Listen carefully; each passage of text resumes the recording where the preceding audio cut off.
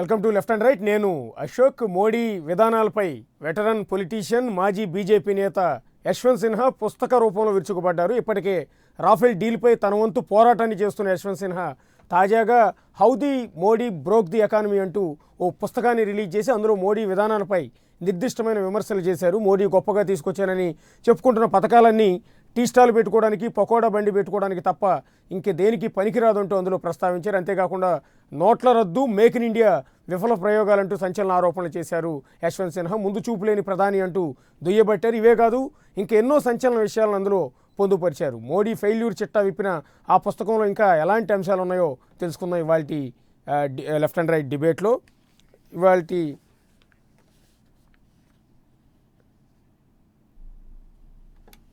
ఇవాల్టి మన డిబేట్లో పార్టిసిపేట్ చేయడానికి ధోనిపూడి శంకర్ సిపిఐ నేత విజయవాడ స్టూడియో నుంచి అందుబాటులో ఉన్నారు. పాపారావు గారు ఆర్థిక రంగ నిపుణులు హైదరాబాద్ స్టూడియో నుంచి మనకు అందుబాటులో ఉన్నారు. బాబు రాజేంద్ర ప్రసాద్ టీడీపీ ఎమ్మెల్సీ మరి కాసేపట్లో లైవ్లోకి రాబోతున్నారు. కృష్ణారెడ్డి బీజేపీ నుంచి మరి కాసేపట్లో వస్తారు. కాంగ్రెస్ పార్టీ నుంచి అధికార ప్రతినిధి గంగాధర్ కొద్దిసేపట్లో మనతో పాటు జాయిన్ అవుతారు. ముందుగా పాపారావు గారితో స్టార్ట్ చేద్దాం. పాపారావు గారు నమస్తే అండి. పాపారావు గారు ఓకే. పాపారావు ఒక్క నిమిషం టెక్నికల్. శంకర్ గారు ఏం చెప్తారు? బేసిక్గా ఇవాళ యశ్వంత్ సిన్హా గారు రిలీజ్ చేసిన బుక్ని మనం ఇక్కడ ఒకసారి చూడొచ్చు. ది ఇండియా అన్మేడ్ అనే పేరుతో యశ్వంత్ సిన్హా రాసిన బుక్ కవర్ పేజీ ఇది. దానిలో క్లియర్గా how the Modi government broke the economy అంటూ ఒక సంచలనాత్మకమైన విషయాలన్నింటినీ కూడా ఇందులో మెన్షన్ చేయడం అనేది ప్రధానంగా మనం ఇక్కడ గమనించవచ్చు. యశ్వంత్ సిన్హా అంటే ఆషామాషి వ్యక్తి కాదు, సీనియర్ పొలిటీషియన్. ఇదే బీజేపీ గవర్నమెంట్లో ఆర్థిక శాఖ మంత్రిగా పనిచేశారు, అలాగే విదేశాంగ శాఖ మంత్రిగా పనిచేశారు. గతంలో చంద్రశేఖర్ ప్రధానిగా ఉన్న సమయంలో కూడా ఆయన ఆర్థిక శాఖ మంత్రిగా పనిచేసిన అనుభవం ఉంది. ఎంతో సీనియర్ రాజకీయవేత్త అయిన ఆయన తాను పనిచేసిన, తాను నిన్నటి వరకు కొనసాగిన బీజేపీ పైనే, ఆ బీజేపీని లీడ్ చేస్తున్న నరేంద్ర మోడీ పైనే తీవ్ర స్థాయిలో విరుచుకుపడటం, మోడీ విధానాలన్నీ కూడా పూర్తి స్థాయిలో తప్పుపట్టడం అనేది ఇప్పుడు రాజకీయ వర్గాల్లో పూర్తిగా సంచలనాత్మకంగా ఒక చర్చనీయాంశంగా మారింది. ఇవాళ ఆయన రాసిన బుక్లో మనం అనేక అంశాలని ప్రస్తావించవచ్చు. ఒకటి, ఎన్డీఏ గవర్నమెంట్ అధికారంలోకి వచ్చిన తర్వాత నరేంద్ర మోడీ ఆధ్వర్యంలో తీసుకున్న అతిపెద్ద కీలకమైన నిర్ణయం డిమానిటైజేషన్. ఆ నోట్ల రద్దు అనేది అతిపెద్ద బ్యాంకింగ్ కుంభకోణం అంటూ ఇవాళ ఇండియా అన్మేడ్ బుక్లో యశ్వంత్ సిన్హా ప్రధానంగా రాశారు. ఆర్థిక శాఖ మంత్రిగా 2 సార్లు పనిచేసిన వ్యక్తి నోట్ల రద్దును అతిపెద్ద బ్యాంకింగ్ కుంభకోణం అనటం ద్వారా ఇప్పుడు ఒక సంచలనాత్మకమైన విషయాన్ని వెలుగులోకి తీసుకొచ్చినట్టుగానే మనం భావించాల్సి ఉంటుంది. ఇక దీనితో పాటు అనేక అంశాలు, ముఖ్యంగా మోడీ తీసుకొచ్చిన విధానాలన్నీ కూడా ఛాయ్ దుకాణాలు పెట్టుకోవడానికి, పకోడా బండి నడుపుకోవడానికి, లేకపోతే న్యూస్ పేపర్లు అమ్ముకోవడానికి తప్ప ఇంకా దేనికి పనికిరావు అనేది ఆయన చేసిన ప్రధానమైన తీవ్రమైన విమర్శ. ఇక దీనితో పాటు మోడీ తీసుకొచ్చిన విధానం మేక్ ఇన్ ఇండియా విధానాన్ని కూడా ఆయన తీవ్రస్థాయిలో తప్పుపట్టడం అనేది జరిగింది. ఇది మేక్ ఇన్ ఇండియా అనేది అతిపెద్ద వైఫల్యం. ముఖ్యంగా 2004లో యూపీఏ ప్రభుత్వం ఏర్పాటు చేసిన నేషనల్ మ్యానుఫ్యాక్చరింగ్ కాంపిటేటివ్నెస్ కౌన్సిల్ లాంటిదే ఇప్పుడు మేక్ ఇన్ ఇండియా. ఇది పెద్ద సక్సెస్ఫుల్ కాదు, ఇది ఒక ఫెయిల్యూర్ కాన్సెప్ట్ అనేది కూడా ఇవాళ యశ్వంత్ సిన్హా చెప్పిన ప్రధానమైన విమర్శ. ఈ బుక్లో ఇలాంటి సంచలన విషయాలు ఎన్నెన్నో కూడా ఉన్నాయి. అదేవిధంగా జీడిపి గణాంకాలు, జీడిపి వృద్ధి రేట్లో భారత్ దూసుకుపోతుందంటూ ఎన్డీఏ ప్రభుత్వ అధినేతలు కావచ్చు, నరేంద్ర మోడీ కావచ్చు పదిసారి కూడా చెప్తున్నారు. డబుల్ డిజిట్ గ్రోత్కి అతి దగ్గరలో మనం ఉన్నామంటూ కూడా పదే బీజేపీ నేతలు చేస్తున్న ఆ కామెంట్ని తిప్పికొడుతూ యశ్వంత్ సిన్హా జీడిపి గణాంకాలు అనేవి తప్పుదోవ పట్టించేలా ఉన్నాయని కూడా విమర్శ చేస్తున్న పరిస్థితిని కూడా మనం ఇక్కడ ఒకసారి గమనించవచ్చు. ముఖ్యంగా ఆర్థిక రంగ నిపుణులు పాపారావు గారు మనకు లైవ్లో సిద్ధంగా ఉన్నారు హైదరాబాద్ నుంచి. పాపారావు గారు నమస్తే అండి. పాపారావు గారు వినపడుతోందండి? ఓకే. శంకర్ గారు ఒకసారి చెప్పండి, బేసిక్గా ఈ బుక్ని మీరు ఎట్లా చూస్తారు? దీనికి సంబంధించి యశ్వంత్ సిన్హా అన్నది ఏ పార్టీ వ్యక్తో కాదు, స్వయంగా వాళ్ళ పార్టీ నుంచి రీసెంట్గా బయటకు వచ్చినట్టున్నారు, 2009లో ఓడిపోయిన తర్వాత వచ్చినట్టున్నారు. అలాంటి వ్యక్తి అదే బీజేపీ పైన, నరేంద్ర మోడీ పైన వాళ్ళు చేసిన విమర్శలను రాసిన బుక్ పైన మీ అభిప్రాయం? యశ్వంత్ సిన్హా గారు చిన్న మనిషి ఏమి కాదు. ఒక రకంగా మీరు ప్రస్తావించినట్లుగా హీఈస్ ఎ వెటరన్, అనేక అపారమైన అనుభవం ఉన్నటువంటి వారు. 2 సార్లు ఆర్థిక మంత్రిగా పలు శాఖల్ని నిర్వహించినటువంటి మోడీ గారు మేక్ ఇన్ ఇండియా అన్నారు. ఈయన పుస్తకంలో ఇండియా ఈజ్ అన్మేడ్ అని చెప్పి రాశారు. కాబట్టి 2 పరస్పర వైరుధ్యాలు. ఇక్కడ బీజేపీలో కనపడుతున్నటువంటి అంశం.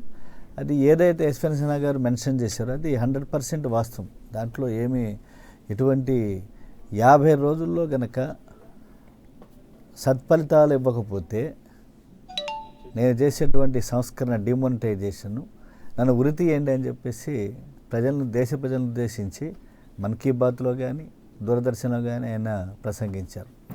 కాబట్టి ఇప్పుడు ఎవరిది ఉరి తీయాలి, లేదా ఆయన ఉరేసుకోవాలా?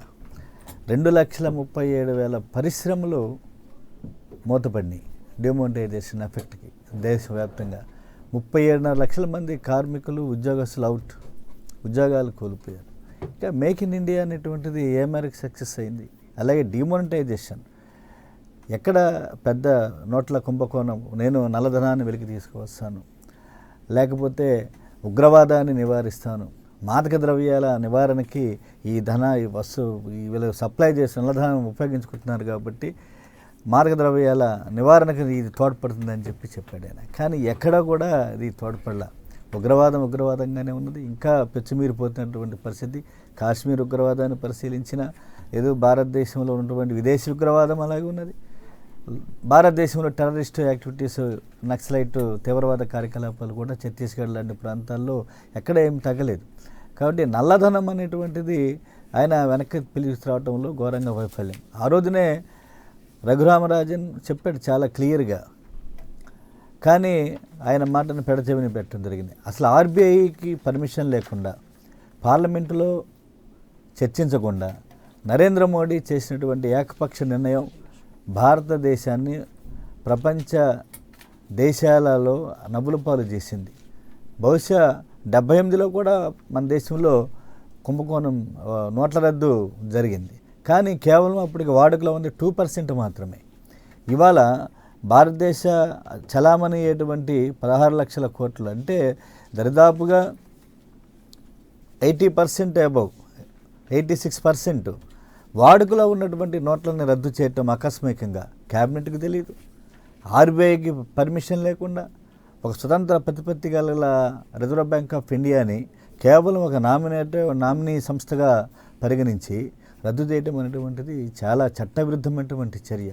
కాబట్టి ఇది నోట్ల కుంభకోణం. ఎవరు దీంట్లో? నువ్వు చాలామందిని ఆయన కాపాడాడు. ఇవాళ 28 లక్షల కోట్ల రూపాయలు ఈ దేశంలో బడా పారిశ్రామికవేత్తలు బ్యాంకులు ఎగవేత వేసేటువంటి దూరంలో ఉన్నారు. ముఖేష్ అంబానీ దగ్గర నుంచి రిలయన్స్, అనిల్ అంబానీ, ముఖేష్ 60,000 కోట్లేమో ఆయన ఆదాయం. కానీ 1,24,000 కోట్లు బ్యాంకు రుణాలు ఇచ్చింది. ఎలా ఇచ్చింది? ఎవరు దీనికంత తోడ్పాటు? అంటే ప్రజల మేకవన్న పులిలాగా బహుశా నక్క ఉపవాసం చేస్తుందంటే ఎవరైనా నమ్ముతారా? కాబట్టి నేను 50 రోజుల్లో నన్ను ఇది సత్పథ వృత్తి ఇమ్మని చెప్పాడు ఆయన. ఇది ఎవరు నమ్మలేదు ఆ రోజు కూడా. ఒక్క నిమిషం పాపారావు గారు వినపడుతుందండి నా వాయిస్ మీకు? చెప్పండి పాపారావు, ఇవాళ యశ్వంత్ సిన్హా గారు రాసిన ఈ బుక్ మీద ప్రధానంగా ఈ డిబేట్ అంటూ నడుస్తుంది. బహుశా ఈ బుక్ను మీరు కూడా చూసుంటారు. ఇండియా అన్మేడ్ పేరుతో ఆయన రాసిన పుస్తకం. ఆ మోడీ విధానాలను పూర్తిగా తప్పుపడుతూ ఈ బుక్లో రాశారు. దాని గురించి మీరేం చెప్తారండి? బేసిక్గా నోట్ల రద్దు అనేది అతిపెద్ద బ్యాంకింగ్ కుంభకోణం అంటూ డైరెక్ట్గానే ఆయన ఒక విమర్శ చేశారు యశ్వంత్ సిన్హా గారు.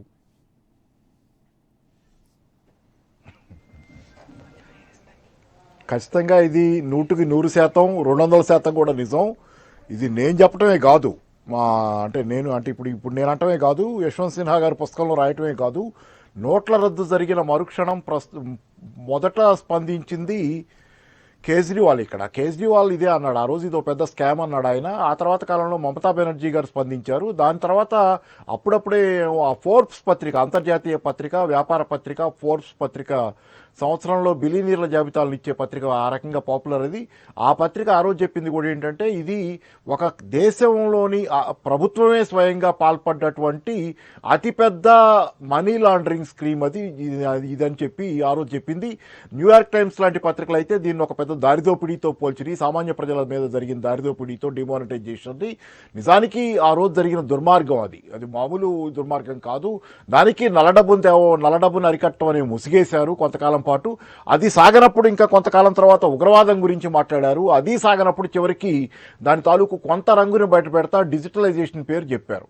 ఈ డిజిటలైజేషన్ లాంటివి కానివ్వండి, ఓవరాల్గా డిమానిటైజేషన్ నిజంగా ఏం చేసిందో చూసుకుంటే ఇది బహుళార్థ సాధక ప్రాజెక్టు. అదేమో అమాయకమైంది కాదు, నల్ల డబ్బుని గురిచూసి కొట్టలేక పొరపాటు పడి తప్పు జరిగింది కాదు. అక్కడ ఇది ఒక బహుళార్థ సాధక ప్రాజెక్టు. ఈ బహుళార్థ సాధక ప్రాజెక్టు ఏంటంటే కాకుల్ని కొట్టి గద్దలకేసే బహుళార్థ సాధక ప్రాజెక్టు. దీని ఉద్దేశం ఏంటంటే ప్రధానంగా ఇన్ఫార్మల్ రంగంలో ఉన్నటువంటి పరిశ్రమల్ని, ఇన్ఫార్మల్ రంగంలో ఉన్నటువంటి వ్యాపారస్తులందరినీ ఆర్గనైజ్డ్ రంగంలోకి తీసుకొచ్చే ప్రయత్నం.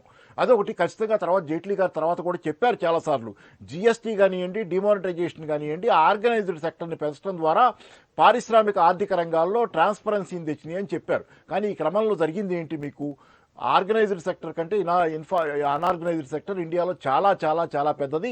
93% పైన అసంఘటిత రంగం ఉంది ఈ దేశంలో.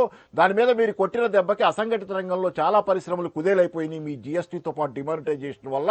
దాంతోపాటుగా జరిగింది ఏంటంటే అసంఘటిత రంగంలో చాలామంది కార్మికులు ఉపాధి కోల్పోయి పోయిన సంవత్సరం 2017 జనవరి 1 నుంచి 2018 అక్టోబర్ ప్రాంతానికి మొత్తంగా 1,12,00,000 మంది ఈ దేశాల్లో ఉద్యోగాలు పోగొట్టుకున్నారు. కొత్తగా రావటం కాదు. కాబట్టి అంటే ఒక రకంగా దుర్మార్గంగా పరిశ్రమల్ని మూతేయించారు, చిన్న వ్యాపారస్తుల్ని తరిమేశారు రోడ్ల మీద నుంచి. అలాగే రెండో పక్కన మీరు ఉపాధి రాహిత్యానికి కారణమయ్యారు సంఘటిత రంగాన్ని తెచ్చే పేరుతో. ఈ రకమైన దుర్మార్గానికి పాల్పడి అదేదో గొప్పగా చెప్పుకున్నటువంటి పరిస్థితి ఈ రోజు ఉంది. రెండోది ఏంటంటే ఇక్కడ ఇంకో జరిగిన దాడి ఏంటంటే ఫిజికల్ అసెట్స్ మీద దెబ్బ కొట్టారు భారతదేశంలో షేర్ మార్కెట్ల కోసం. ఆ రోజు నుంచి ఈ రోజు చూడండి, డిమానిటైజేషన్ జరిగిన రోజు షేర్ మార్కెట్ లెవెల్ ఎంత ఉందో ఈ రోజు ఎంత ఉందో చూడండి. ఆ రోజు నుంచి ఈ రోజుకి ఈ మధ్యకాలంలో ఒడిదుడుకుల్ని పక్కన పెట్టినా షేర్ మార్కెట్ చాలా పెద్ద ఎత్తున పెరిగింది. రీటైల్ ఇన్వెస్టర్లు పెరిగారు షేర్ మార్కెట్లో. ఎందుకంటే వాళ్ళకి ఇంకో రకమైనటువంటి మదుపు అవకాశం లేకుండా పోయింది. భారతదేశంలో రీటైల్ ఇన్వెస్టర్లకి జరిగింది ఏంటంటే భారతదేశంలో ఆ రోజు డిమానిటైజేషన్లో భారతీయులు అత్యంత ఎక్కువ ఇష్టపడే ఫిజికల్ అసెట్స్ మీద దెబ్బ కొట్టారు. రియల్ ఎస్టేట్ మీద, బంగారం మీద దెబ్బ కొట్టారు. రియల్ ఎస్టేట్ ఆ రోజే కుదేలైపోయింది డిమానిటైజేషన్ ప్రకటించిన తెల్లారేసరికల్లా. రెండోది బంగారం మీద కూడా ఆ తర్వాత కాలంలో 15 రోజులకు చర్చ పెట్టి దాన్ని కూడా దెబ్బ కొట్టారు. ఏంటంటే 250 గ్రాముల కంటే బంగారం ఉండకూడదని, లేకపోతే 500 గ్రాముల కంటే ఆడవాళ్ళ దగ్గర ఎక్కువ ఉండకూడదు. ఇట్లాంటి రకరకాల చర్చలు ఆ రోజు సర్క్యులేషన్లో పెట్టి పాత చట్టాన్ని ఒకదాన్ని తెచ్చి బీజేపీ నేతలే దాన్ని ప్రచారంలో పెట్టి దానికి ఏమాత్రం సందేహాలకు సమాధానాలు ఇవ్వకుండా ఆ రకమైన చర్చ పెట్టి భయపెట్టి ఆ రోజు ఆడవాళ్ళు కూడా తీవ్రంగా ప్రొటెస్ట్ చేశారు మోడీ గారి మీద. ఆ రకంగా భయపెట్టి బంగారం కొనుగోళ్లను తగ్గించే ప్రయత్నం చేశారు. జీఎస్టీ వల్ల ట్యాక్స్ పెంచడం వల్ల కూడా బంగారం కొనుగోలు తగ్గి ఇట్లా ఫిజికల్ అసెట్స్లో ఇన్వెస్ట్ చేసే అవకాశాలు తగ్గిపోవడం వల్ల రియల్ ఎస్టేట్ బంగారంలో దేశంలోని రీటైల్ మదుపుదారులు బ్యాంకులను కూడా నమ్మలేని స్థితిలో ఎఫ్ఆర్డీఐని కూడా తెచ్చారు వీళ్ళు. ఫైనాన్షియల్ రిజల్యూషన్ డిపాజిట్ ఇన్సూరెన్స్ బిల్లుని, దాంతో డిపాజిట్లని డ్రా చేసుకున్న డబ్బులు ఏం చేసుకోవాలో తెలియక ఈక్విటీ మార్కెట్లో పెద్ద ఎత్తున పెట్టినటువంటి పరిస్థితి ఏర్పడింది. ఈరోజు ఈక్విటీ మార్కెట్లు 35,000 30,000 దాటుతున్నాయంటే సెన్సెక్స్. దానికి ప్రధాన కారణం ఇదే. ఆ రోజు జరిగినటువంటి దుర్మార్గమైన దాడి ఇన్వెస్ట్మెంట్ మార్గాల మీద. ఈ రకంగా ఏంటంటే వీళ్ళు ఏది కావాలనుకున్నారో అంతర్జాతీయ ఫైనాన్స్ పెట్టుబడిదారులని, భారతదేశంలో ఉన్నటువంటి బడా కార్పొరేట్ వ్యాపారులను, ఎందుకంటే డెబిట్ క్రెడిట్ కార్డులు మాత్రమే యాక్సెప్ట్ చేశారు ఆ రోజు వాటి మీద మాత్రమే ఎంత డబ్బైనా ఖర్చు పెట్టే అవకాశం ఉంది. నా చేతిలో క్యాష్ ఉండని పరిస్థితి. దాంతో చిన్న వ్యాపారస్తుల దగ్గరికి పోతే ఆ డెబిట్ క్రెడిట్ కార్డు వాళ్ళు తీసుకోరు. కాబట్టి బడా రీటైల్ సంస్థల దగ్గరికి రిలయన్సో లేకపోతే ఇంకోటో ఇప్పుడు వస్తున్నటువంటి వాల్మార్ట్ల దగ్గరకు పోయేది. వాళ్ళ వ్యాపారం పెరిగింది. ఇది డిజిటలైజేషన్ చేసిన పని. ఓవరాల్గా ఏంటంటే కాకుల్ని కొట్టి గద్దలకేసే బహుళార్థ సాధక ప్రాజెక్టే డిమానిటైజేషన్. ఇక రెండోది make in India. Make in India ఒక విఫలం ప్రయోగం కాబోతుందని ఇందా శంకర్ గారు చెప్పారు. ఆ రోజే రఘురామ్ రాజన్ గారు కూడా హెచ్చరించారు. ఇది విఫలం అవుద్దని పెట్టిన కొత్తలోనే విమర్శించారు దీన్ని. ఇది అవ్వదు, ఎందుకంటే ప్రపంచానికి ఒక్క చైనా చాలు. ఎందుకంటే చైనా ప్రపంచానికి అంతా కావాల్సిన ఉత్పత్తి చాలా చేస్తుంది వస్తువులు. భారతదేశం ఇప్పుడు కొత్తగా వచ్చిన మార్కెట్ లేదు, పైగా డిమాండ్ కూడా తగ్గింది అంతర్జాతీయ మార్కెట్లో. ఆర్థిక సంక్షోభం 2008లో మొదలైన తర్వాత అనేది ఆయన అప్పుడే చెప్పాడు. కాబట్టి డిమాండ్ లేని పరిస్థితిలో చైనా అది సప్లై చేస్తున్న పరిస్థితిలో, సరిపోనున్న పరిస్థితిలో సప్లై మీరు ఇంకా ఎవరికి సప్లై చేస్తారు, మీకు అవకాశమే లేదని ఆయన స్పష్టంగా చెప్పాడు. అదే కాదు, భారతదేశంలో స్కిల్డ్ లేబర్ లేరు. మనం యంగ్స్టర్స్ ఎక్కువ ఉన్న 65% మంది 35 ఏళ్ల లోపు ఉన్న వాళ్ళని చెప్పుకుంటాం. కానీ 35 ఏళ్ల లోపు వాళ్ళకి ఈరోజు ఆధునిక పరిశ్రమల్లో పనిచేయగలిగినటువంటి నిపుణతలు చాలా మందికి లేవు మెజారిటీకి. వీళ్ళని తీసుకొని కొత్త పరిశ్రమలతో మనం ఎలా నడపగలం? వాళ్ళ స్కిల్ లెవెల్ పెంచలేదు మనం. కానీ పేరుకి స్కిల్ డెవలప్మెంట్ ప్రోగ్రామ్ అని తెచ్చారు. దాంతోపాటు మ్యాచింగ్గా మేక్ ఇన్ ఇండియాతో ఆ స్కిల్ డెవలప్మెంట్ ప్రోగ్రాంలో స్కిల్స్ పెంచుకున్న వాళ్ళలో ఎంతమందికి ఈరోజు ఉద్యోగం ఉద్యోగాలు వస్తున్నాయో చూస్తే వేలాది మంది లక్షలాది మంది అక్కడ ట్రైన్ అవుతుంటే స్కిల్ డెవలప్మెంట్లో వందలాది మందికి కూడా ఉద్యోగాలు అనేటువంటి దురదృష్టకరమైన పరిస్థితి ఈరోజు స్కిల్ డెవలప్మెంట్ ప్రోగ్రామ్ అది బూడిదలో పోసి నీరు అవుతుంది. కాబట్టి ఏంటంటే ఈరోజు ఈ మొత్తం ప్రయోగాలన్నీ కేవలం మేక్ ఇన్ ఇండియా పేరు చెప్పి లేబర్ లాస్ని సరళీకరించే ప్రయత్నం, మేక్ ఇన్ ఇండియా కోసం లేబర్ లాస్ని సవరిస్తే ఫారిన్ డైరెక్ట్ ఇన్వెస్ట్మెంట్ వస్తుందని చెప్పి ఆ ప్రయత్నం చేసి లేబర్ లాస్ని సడలించడం ద్వారా కార్మికులకు ఉన్న హక్కులను లాక్కున్నారు తప్పితే మీరు చేయగలిగింది ఏమీ లేదు. రెండో పక్కన మీరు చూడండి, ఈ దేశంలో మేక్ ఇన్ ఇండియా కింద వస్తున్నాయని మీరు చెప్తున్నటువంటి ఫారిన్ డైరెక్ట్ ఇన్వెస్ట్మెంట్ ఎక్కడికి వస్తుంది? శవపేటగా వ్యాపారం జరుగుతుంది ఫారిన్ డైరెక్ట్ ఇన్వెస్ట్మెంట్ పేరుతో. భారతదేశంలో పరిశ్రమలు కుదేలై చచ్చిపోతుంటే వాటిని విదేశీ పరిశ్రమలు వచ్చి, విదేశీ కార్పొరేట్లు వచ్చి కొనేసుకుంటున్నాయి. ఫ్లిప్కార్ట్ విషయంలో జరిగింది అదే. ఫ్లిప్కార్ట్ భారతీయ సంస్థ, దాన్ని వాల్మార్ట్ కొనేసుకుంది. అది ఫారిన్ డైరెక్ట్ ఇన్వెస్ట్మెంట్ అని చెప్పుకునేటువంటి నిర్లజ్జాకర స్థితిలో భారతదేశంలో నాయకులు ఉన్నారు. అది ఫారిన్ డైరెక్ట్ ఇన్వెస్ట్మెంట్ కాదు, భారతదేశ పరిశ్రమ అమ్ముడుపోయింది, భారతదేశ సార్వభౌమాధికారంలో ఒక భాగం పూర్తిగా పోయింది. కాబట్టి ఈరోజు యశ్వంత్ సిన్హా గారు చెప్పింది 100% కరెక్ట్. ఆయన మొదటి నుంచి గొంతెత్తానే ఉన్నారు. ఆత్మగౌరవమైన వ్యక్తిగా ఆయన చేస్తుంది కరెక్ట్. అందుకేనండి ఇవాళ యశ్వంత్ సిన్హా గారు అంటే మామూలు స్థాయి వ్యక్తి కాదు. కాబట్టే ఇప్పుడు మీరు అన్నారు కేజ్రీవాల్ గతంలో విమర్శించారు, తప్పుపట్టారు డిమానిటైజేషన్ అని, ఇదో పెద్ద స్కామ్ అవుతుందని ఆ రోజే అన్నారని కూడా చెప్తున్నారు. అట్లాగే మమతా బెనర్జీ దీన్ని తప్పుపట్టారంటున్నారు. కానీ ఆ రోజు అందరూ అనుకున్నది ఏంటంటే సహజంగానే అధికారంలో ఉన్న పార్టీ లేకపోతే ప్రభుత్వం ఒక నిర్ణయం తీసుకుంటే ప్రతిపక్ష పార్టీలన్నీ తప్పుపట్టడం అనేది ఆనవాయితీగా వస్తుంది. కాబట్టి కొంత ఆ విషయాన్ని కొంత లైట్ తీసుకున్న మాట వాస్తవం. అయితే ఇప్పుడు 4.5 ఏళ్ల తర్వాత అందరికీ అర్థమవుతున్న విషయం, స్వయంగా యశ్వంత్ సిన్హా లాంటి ఆర్థికవేత్త ఈ కామెంట్ చేసిన తర్వాత ఇవాళ దీని మీద ఒక డిబేట్ అనేది పెట్టాల్సి వచ్చింది. ఇంకొకటి మిమ్మల్ని అడిగే ప్రశ్న, ఏదైతే డిమానిటైజేషన్ కానీ లేకపోతే మేక్ ఇన్ ఇండియా గురించి, మేక్ ఇన్ ఇండియా కాన్సెప్ట్ అనేది 2004లో యూపీఏ ప్రభుత్వం ఏర్పాటు చేసిన నేషనల్ మ్యానుఫ్యాక్చరింగ్ కాంపిటేటివ్నెస్ కౌన్సిల్ లాంటిదే మేక్ ఇన్ ఇండియా. అది ఫెయిల్ అయింది, ఇది ఫెయిల్ అయింది, పెద్దగా తేడా ఏమి లేదు అన్నది ఇవాళ యశ్వంత్ సిన్హా గారు బుక్లో మెన్షన్ చేశారు. అంటే దాని గురించి మీరు ఒకసారి చెప్తే అందరికీ కాస్త అర్థమవుతుంది సార్.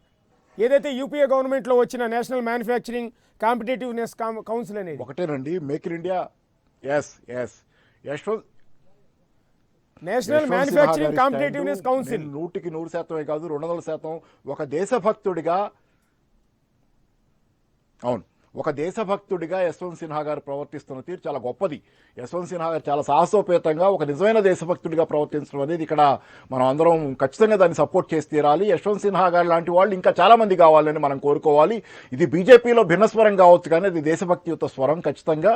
కాబట్టి ఏంటంటే దాన్ని సమర్థించాల్సిందే. ఎందుకంటే యూపీఏ గవర్నమెంట్ ఉండగానే ఇది వేరే రూపంలో ఉంది మేక్ ఇన్ ఇండియా అని ఆయన చెప్పడం కూడా నిజం. ఎందుకంటే యూపీఏకి ఎన్డీఏకి ఏమాత్రం తేడా లేదు కాబట్టి ఆర్థిక విధానాల్లో తేడా లేదు. కాస్త ఉదారవాదం విషయంలో మాత్రం యూపీఏ అనేది కాంగ్రెస్ కొంత ఉదారవాద పార్టీ, కొంత లిబరల్గా ఉండగలిగింది, విమర్శను సహించదగిన పార్టీ మినహాయిస్తే ఆర్థిక విధానాల్లో ఎట్టి పరిస్థితుల్లో ఏ తేడా లేదు. యూపీఏ గవర్నమెంట్ మొదలుపెట్టినటువంటి ఆర్థిక విధానాలనే ఈరోజు ఎన్డీఏ గవర్నమెంట్ మరింత వేగంగా అమలు జరుపుతుంది. ఆ విధానాలని వేగంగా అమలు జరపలేనందుకే ఆ రోజు మన్మోహన్ సింగ్ గారిని అంతర్జాతీయ పత్రికలు సంస్కరణలను బలంగా అమలు జరపలేని బలహీన నేతగా చూశాయని ఆ రోజు మన్మోహన్ రకరకాలైనటువంటి విమర్శలు ఆయన మీద చేసి అంతర్జాతీయ పత్రికలు, టైం లాంటి పత్రికలతో సహా. తర్వాత మోడీ గారిని ఈ రోజుకి ఆయన దేశంలో ఇంత అన్పాపులర్ అవుతున్నా ఆయన ఎందుకు పొగుడుతున్నాయంటే అంతర్జాతీయ పత్రికలు ఆయన ఏమాత్రం జంకు గొంకు లేకుండా ఈ రోజుకి సంస్కరణలను వేగంగా అమలు జరిపే ప్రయత్నం, ప్రజా వ్యతిరేక నినాదాలను అమలు జరపడంలో కాంగ్రెస్ కంటే వేగంగా ఉన్నాడు. కాబట్టి అంతర్జాతీయ పత్రికలు, అంతర్జాతీయ మీడియా గౌరవాన్ని పొందుతున్నారు. ఇది నిజం. అందుకని ఏంటంటే ఈరోజు యూపీఏ గవర్నమెంట్కి ఎన్డీఏ గవర్నమెంట్కి విధానాల్లో ఏ తేడా లేదు. కాస్త ప్రజాస్వామ్యం ఊపిరి పీల్చుకోవడానికి అనుకూలంగా ఉండేది మాత్రమే యూపీఏ గవర్నమెంట్ అనేది నిజం. కాబట్టి ఆర్థిక విషయాల మీద రాసినటువంటి యశ్వంత్ సిన్హా గారి పుస్తకం వీళ్ళిద్దరికీ వర్తించేది ఖచ్చితంగా. ఓకే, ఒక్క నిమిషం లైన్లో ఉండండి సార్. పాపారావు గారు, గంగాధర్ గారు, బేసిక్గా మీ కృష్ణారెడ్డి గారు బీజేపీ, ఎందుకంటే అందరూ ఇప్పుడు మీ గురించే మాట్లాడుతున్నారు, మీరే సమాధానం చెప్పాల్సిన చివరిలో, అందుకని మీరు మళ్ళీ మాట్లాడతారు. కానీ గంగాధర్ గారు, ఒక జాతీయ పార్టీ నుంచి మీరు కూడా ప్రాతినిధ్యం వహిస్తూ ఉన్నారు. నేషనల్ లెవెల్ ఇవాళ బుక్ రాసింది, ఇండియా అన్మేడ్ బుక్ని మీరు చూసే ఉంటారు. బేసిక్గా యశ్వంత్ సిన్హా గారు రాసిన బుక్లో, ఆ బుక్లో ప్రధానంగా మెన్షన్ చేసింది 3 పాయింట్లు. మీరు పూర్తిగా స్టడీ చేస్తుంటే ఓకే, లేదంటే మీకు చెప్పే ప్రయత్నం చేస్తాను. ఒకటి జీడిపి అనేవి కన్ఫ్యూజ్ చేస్తున్నాయి జనాలందరినీ కూడా ఒకటి. రెండోది డిమానిటైజేషన్ అనేది అతిపెద్ద బ్యాంకింగ్ స్కామ్ అనేది ఆయన బుక్లో ప్రధానంగా మెన్షన్ చేసింది. మేక్ ఇన్ ఇండియా అనేది ఒక ఫెయిల్యూర్ కాన్సెప్ట్ అన్నది. ఇక్కడ మిమ్మల్ని అడిగేది ఏంటంటే, సరే మీరు ఎట్లాగో మోడీ విధానాలు ప్రతిదాన్ని మీరు తప్పుపడతారు, సహజంగా వ్యతిరేకిస్తారు. దానికన్నా ముందు ఈయన ఒక కంపారిజన్ కూడా ఇప్పుడు పాపారావు గారిని అడిగిందే, 2004లో యూపీఏ ఏదైతే తీసుకొచ్చిందో ఒక కాన్సెప్టు, దాన్ని పోలిందే మేక్ ఇన్ ఇండియా, 2 ఫెయిల్ అయినాయి అనేది యశ్వంత్ సిన్హా గారు రాసింది. అక్కడ ఫెయిల్ అయిందని నేను చెప్పాల, రెండు ఫెయిల్ అయిందని కాదు ఆయన చెప్పింది. అలాంటిదే 2004లో కాంగ్రెస్ ప్రభుత్వం యూపీఏ ప్రభుత్వం తీసుకొచ్చిన దానికి దాన్నే పేరు మార్చి మేక్ ఇన్ ఇండియా అన్నారని అన్నాడు తప్ప అది ఫెయిల్యూరు ప్రశ్న కాదు. Make in India failure. Make in India ఎందుకంటే తర్వాత పెద్దగా సాధించింది ఏం లేదు. చూడండి రాఫెల్ డీల్ విషయంలో చూడండి, హెచ్ఏఎల్కి ఇవ్వాల్సినటువంటి కాంట్రాక్టు అది మేక్ ఇన్ ఇండియాలో భాగంగా అని అన్నారు, ఆఫ్సెట్ కాంట్రాక్ట్స్. కానీ హెచ్ఏఎల్కి కాకుండా ఒక తన సొంత మనిషికి ఫ్రెండ్కి ఇచ్చుకోవడం జరిగింది ఆఫ్సెట్ కాంట్రాక్ట్స్. సో అక్కడ ఈ రాఫెల్ యుద్ధ విమానాలు 126 18 కొని మిగతా ఇక్కడ HAL manufacture make in India failure అంటున్నారు. దాన్ని పోలిందే యూపీఏ గవర్నమెంట్ లో తీసుకొచ్చిన నేషనల్ మ్యానుఫ్యాక్చరింగ్ కాంపిటేటివ్ కౌన్సిల్ అంటున్నారు. సో మరి అది కూడా ఫెయిల్ అయినట్టే కదా. ఇప్పుడు పాపరావు కూడా క్లారిటీ ఇచ్చారు ఒకటి, అంటే దానికి దీనికి పోలికలు ఉన్నాయని చెప్పారు. అదే అలాంటిదే ఇది తప్ప ఇది పెద్ద గొప్ప ఇన్వెన్షన్ ఏం కాదు, మోడీ గారు తీసుకొచ్చిన గొప్ప ఇన్వెన్షన్ ఏం కాదు. Digital India, make in India అని చెప్పి రకరకాల ఫ్లాగ్షిప్ ప్రాజెక్టు లాగా స్కీమ్స్ లాగా చెప్పుకుంటూ వచ్చారు, గొప్పగా ప్రచారం చేసుకుంటూ వచ్చారు. అదేం పెద్ద కొత్త విషయం కాదని చెప్పి ప్రస్తావించడం జరిగింది. అది సరే. యూపీఏ హయాంలో manufacturing national manufacturing competitiveness council, manufacturing competitive council దాని గురించి వేరే విధంగా చర్చించవచ్చు. మేక్ ఇన్ ఇండియాకి సంబంధించి మాత్రం ఇట్స్ ఎ ఫెయిల్యూర్. తర్వాత ముఖ్యమైన విషయం ఆయన చెప్పింది ఇండియా అన్మేడ్. ఇండియా ఆర్థిక వ్యవస్థని ధ్వంసం చేశారని. అవును, ఆర్థిక వ్యవస్థను ధ్వంసం చేశారని చూసినా కూడా మీకు స్పష్టంగా ఇండియా అన్మేడ్, బ్రోక్ ఇండియాస్ ఎకానమీ అని Modi policies. How the Modi government broke the economy, ఆర్థిక వ్యవస్థని ధ్వంసం చేశారన్నది. దానిలో డిమానిటైజేషన్ ఉంది, దానిలో జిఎస్టీ కారణం, దానిలో మేక్ ఇన్ ఇండియా పేరుతో చేసిన హడావుడి ఏమీ లేకపోవటం. అవును. తర్వాత జీడిపి ఫిగర్స్ని వాళ్ళు అన్ని అబద్ధాలు మ్యానిపులేట్ చేయటం, రియలిస్టిక్గా కాకుండా మ్యానిపులేట్ చేసి ఇన్ఫ్లేటెడ్ ఫిగర్స్ చూపించడం. ఇప్పటికీ కూడా 7.6% 4 years యావరేజ్గా చూపించుకుంటూ వస్తున్నారు. కానీ అంత లేదు నిజానికి. ఇక్కడ ఇండస్ట్రియల్ గ్రోత్ లేకుండా లక్ష్మీనారాయణ గారు లేకపోతే శంకర్ గారు పాపారావు గారు చెప్తే మీకు అర్థమవుతుంది, కానీ మాలాంటి వాళ్ళకి పబ్లిక్ ఎవరికి అర్థం కాదు. ఇప్పుడు నిన్న కేసీఆర్ గారు దేశంలోనే మా రాష్ట్రంలో 16% ఉందన్న నమ్మాం, చంద్రబాబు నాయుడు గారు 13% 14%కి వెళ్ళిందన్నా నమ్ముతున్నాం, మేము మోడీ గారు 7, 8%, 8.6 ఉందన్నా కూడా నమ్ముతున్నాం. ఒక విషయం ఈసారి ఇందాక చూస్తే ఒక విషయం మాట్లాడుకుందాం. ఇప్పుడు ఇండస్ట్రియల్ గ్రోత్ లేదు, పెరగలేదు. అగ్రికల్చరల్ గ్రోత్ పెరగలేదు. ఎక్స్పోర్ట్స్ ఏమైనా పెరిగినంటే పెరగలేదు. ఏమీ పెరగకుండా ఇన్వెస్ట్మెంట్ ఏమైనా వచ్చిందంటే ఇన్వెస్ట్మెంట్ పెరిగిందంటే పెరగలేదు. ఇవేమీ లేకుండా జీడిపి ఎట్లా పెరిగింది? సామాన్యులకు అర్థమయ్యే రీతిలో చెప్తున్నారు. జీడిపిని వీటన్నింటిని బట్టి కదా క్యాలిక్యులేట్ చేయాల్సింది. 2018 ఫస్ట్ క్వార్టర్లో ఇండియా జీడిపి ఎంత అని చూస్తే 8.6 అని ఉంది. ఏది ఈ ఇన్వెస్ట్మెంట్ పెరగకుండా, ఇండస్ట్రియల్ గ్రోత్ పెరగకుండా, మైనస్ అగ్రికల్చర్ గ్రోత్ ఉండి ఇంకా జీడిపి ఎట్లా పెరిగింది అనేది. జీడిపి పెరిగి ఉంటే నిజంగానే అయి ఉంటే అది ఆ ఫిగర్స్ నిజమే ఉంటే ఎంప్లాయ్మెంట్ పెరగాలి కదా. ఎంప్లాయ్మెంట్ పెరగలేదు. ఆయన అన్నది అదేనండి కీలకమైన పాయింట్ మీరు చెప్పింది. యశ్వంత్ సిన్హా గారు రాసిన బుక్లో దాన్ని తెలుగులో చెప్పే ప్రయత్నం, కొంత అర్థమైనంత వరకు తెలుగులో చెప్పే ప్రయత్నం చేస్తున్నాను. మోడీ విధానాలు ఏవైతే ఉన్నాయో అవి ఉద్యోగాల కల్పించడం అనేది పక్కా అబద్ధం. మోడీ విధానాలన్నీ ఛాయ్ దుకాణాలు పెట్టుకోవడానికి, పకోడీ బండి నడుపుకోవడానికి, న్యూస్ పేపర్లు వేసుకోవడానికి తప్ప ఇంకా దేనికి పనికిరాదు అన్నది చాలా తీవ్రమైన విమర్శ. మోడీ గారు 2014 ఎన్నికల సమయంలో మేనిఫెస్టోలో కూడా చెప్పారు, సంవత్సరానికి 2 కోట్ల ఉద్యోగాలు కల్పిస్తామని చెప్పారు. తీరా 2 లక్షల ఉద్యోగాలు కూడా కల్పించలేనటువంటి పరిస్థితి మనం చూసాం. చివరికి ఏం చెప్తున్నాడంటే ఆయన పకోడీ దుకాణం పెట్టుకొని స్వయం ఉపాధి కల్పించుకోవటం కూడా ఉద్యోగం కింద లెక్కని అంటాడు. పకోడీ దుకాణం ఇవాళ యాస్పిరెంట్ క్లాస్గా ఉన్నటువంటి యూత్ ఎదగాలనుకుంటారు, జీవితంలో ఎదగాలనుకుంటారు, మంచి ఉద్యోగాలు చేయాలని బాగా ఎదగాలనుకునే వాళ్ళు పకోడీలు అమ్ముకోవడానికో, సమోసాలు అమ్ముకోవడానికో, ఛాయలు అమ్ముకోవడానికో, న్యూస్ పేపర్లు వేయడానికో దాన్ని ఉద్యోగాలని భావించమంటే అది హాస్యాస్పదంగా ఉంది. అంటే ఆయన అన్న సందర్భం వేరు, అన్న కాంటెక్స్ట్ వేరు. ఏ కాంటెక్స్ట్ అయినా ఆయన బండి పెట్టి కూడా నడపచ్చు అంటే కాదు. ఆయన సెల్ఫ్ ఎంప్లాయ్మెంట్ గురించి చెప్పాడు. ఎంప్లాయ్మెంట్ పెరగకపోవటం ఏంటి? అసలు ఉద్యోగం లేదు లేదు అని ఖాళీగా కూర్చునే కన్నా కనీసం ఛాయ్ దోకోవడం అది కాదండి. అట్లా అర్థం ఆ విషయం కాదు ఆయన అంది. ఎంప్లాయ్మెంట్ జనరేషన్ జరగలేదు, ఎంప్లాయ్మెంట్ క్రియేషన్ జరగలేదు అని విమర్శించినప్పుడు ఎకనమిస్టులు విమర్శించారు, పొలిటికల్గా కూడా విమర్శలు వచ్చినప్పుడు పెరగకపోవటం ఏంటి? చాలా స్వయం ఉపాధి ఉన్నది. పకోడీ దుకాణం పెట్టుకొని నడుపుకుంటూ రోజుకు 250 రూపాయలు సంపాదించుకోవటం కూడా ఎంప్లాయ్మెంట్ కింద లెక్క, అవన్నీ కూడా కౌంట్ చేయాలని మాట్లాడారు. అది ఆయన మాట్లాడింది. సో ఇక నోట్ల రద్దు గురించి, పెద్ద నోట్ల రద్దు గురించి, అది పెద్ద స్కామ్ అనేది, పెద్ద మనీ లాండరింగ్ స్కామ్ అనేది, పెద్ద ఎత్తున బ్లాక్ మనీగా ఉన్నటువంటి పెద్దల దగ్గర ఉన్నటువంటి బ్లాక్ మనీని మనీ లాండరింగ్ ద్వారా వైట్ చేసుకోవడానికి వేసినటువంటి పన్నాగం అనేది, ఎత్తుగడ అనేది మేము మొదటి నుంచి చెప్తున్నాం. చాలా పెద్ద ముందుగానే కొంతమందికి వాళ్ళ అస్మదీయులకి సమాచారం ఇచ్చి ఆర్బీఐ వద్దన్నది రంగరాజన్ గారు చెప్పారు. తర్వాత అరవింద్ సుబ్రహ్మణ్యన్ గారు చెప్పారు. అసలు ప్రపంచంలోనే అందరూ ఎకనమిస్టులు, ఎకనమిక్స్కు సంబంధించినటువంటి పత్రికలు, పాపులర్ చాలా ఫేమస్ పత్రికలు, ఎకనమిక్స్తో సహా, న్యూయార్క్ టైమ్స్తో సహా, వీళ్ళందరూ పెద్ద స్కామ్ అది, దారిదోపిడీ అనే పద్ధతిలో కూడా మాట్లాడినటువంటి పత్రికలు ఉన్నాయి. ఎందుకంటే వాళ్ళు చెప్పిన కారణాలు ఏంటి? పెద్ద నోట్ల 85% పెద్ద నోట్లు, మొత్తం నోట్లలో 85% పెద్ద నోట్లు ఉన్నాయండి. దాన్ని పెద్ద నోట్ల మూలంగా బ్లాక్ మనీ పెరగడానికి అవకాశం ఉంది, ఏర్పడింది. దాచుకోవడానికి తేలిగ్గా ఉండదు కాబట్టి బ్లాక్ మనీ అన్నారు. ఎలక్షన్స్లో పంచడానికి కూడా ఈజీగా ఉన్నట్టు.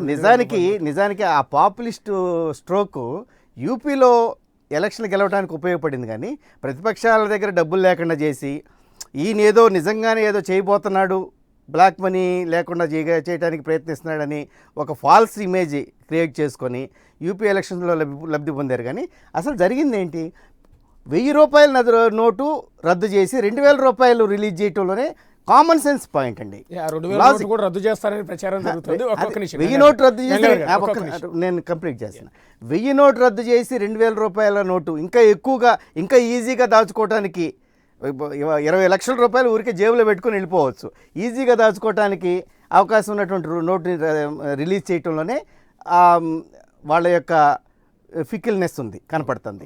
అది దాంట్లో ఏదో తేడాగా కనిపిస్తూ ఉంది మనకి. అట్లాగే టెర్రరిజం గురించి చెప్పారు, ఫేక్ నోట్స్ గురించి చెప్పి ఏమైంది? ఫేక్ నోట్స్ ఇప్పుడు ఫేక్ నోట్స్ రాలేదా వీటికి? తర్వాత అంతకుముందు ఉన్న ఫేక్ కరెన్సీ ఏమైంది? మొత్తం వైట్ అయిపోయింది, ఒరిజినల్ కరెన్సీగా మారిపోయింది. ఉగ్రవాద చర్యలు జరగలేదా? జరుగుతూనే ఉన్నాయి. కాశ్మీర్లో ఇంకా పెద్ద ఎత్తున జరుగుతున్నాయి. ఈ వీళ్ళ పరిపాలనలో 4.5 సంవత్సరాల్లో చాలా పెద్ద ఎత్తున ఉగ్రవాద చర్యలు జరుగుతున్నాయి, పెరిగింది ఇంకా యాక్చువల్గా అన్రెస్ట్. సో చెప్పింది ఒకటి, వాళ్ళు చేసింది మాత్రం పెద్ద.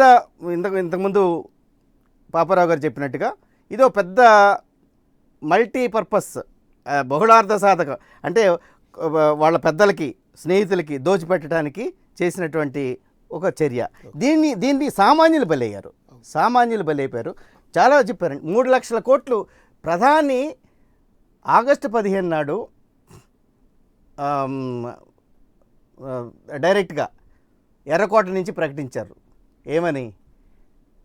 3 లక్షల కోట్ల నల్లధనం బయటకు వచ్చింది దీనివల్లని, నోట్ల రద్దు.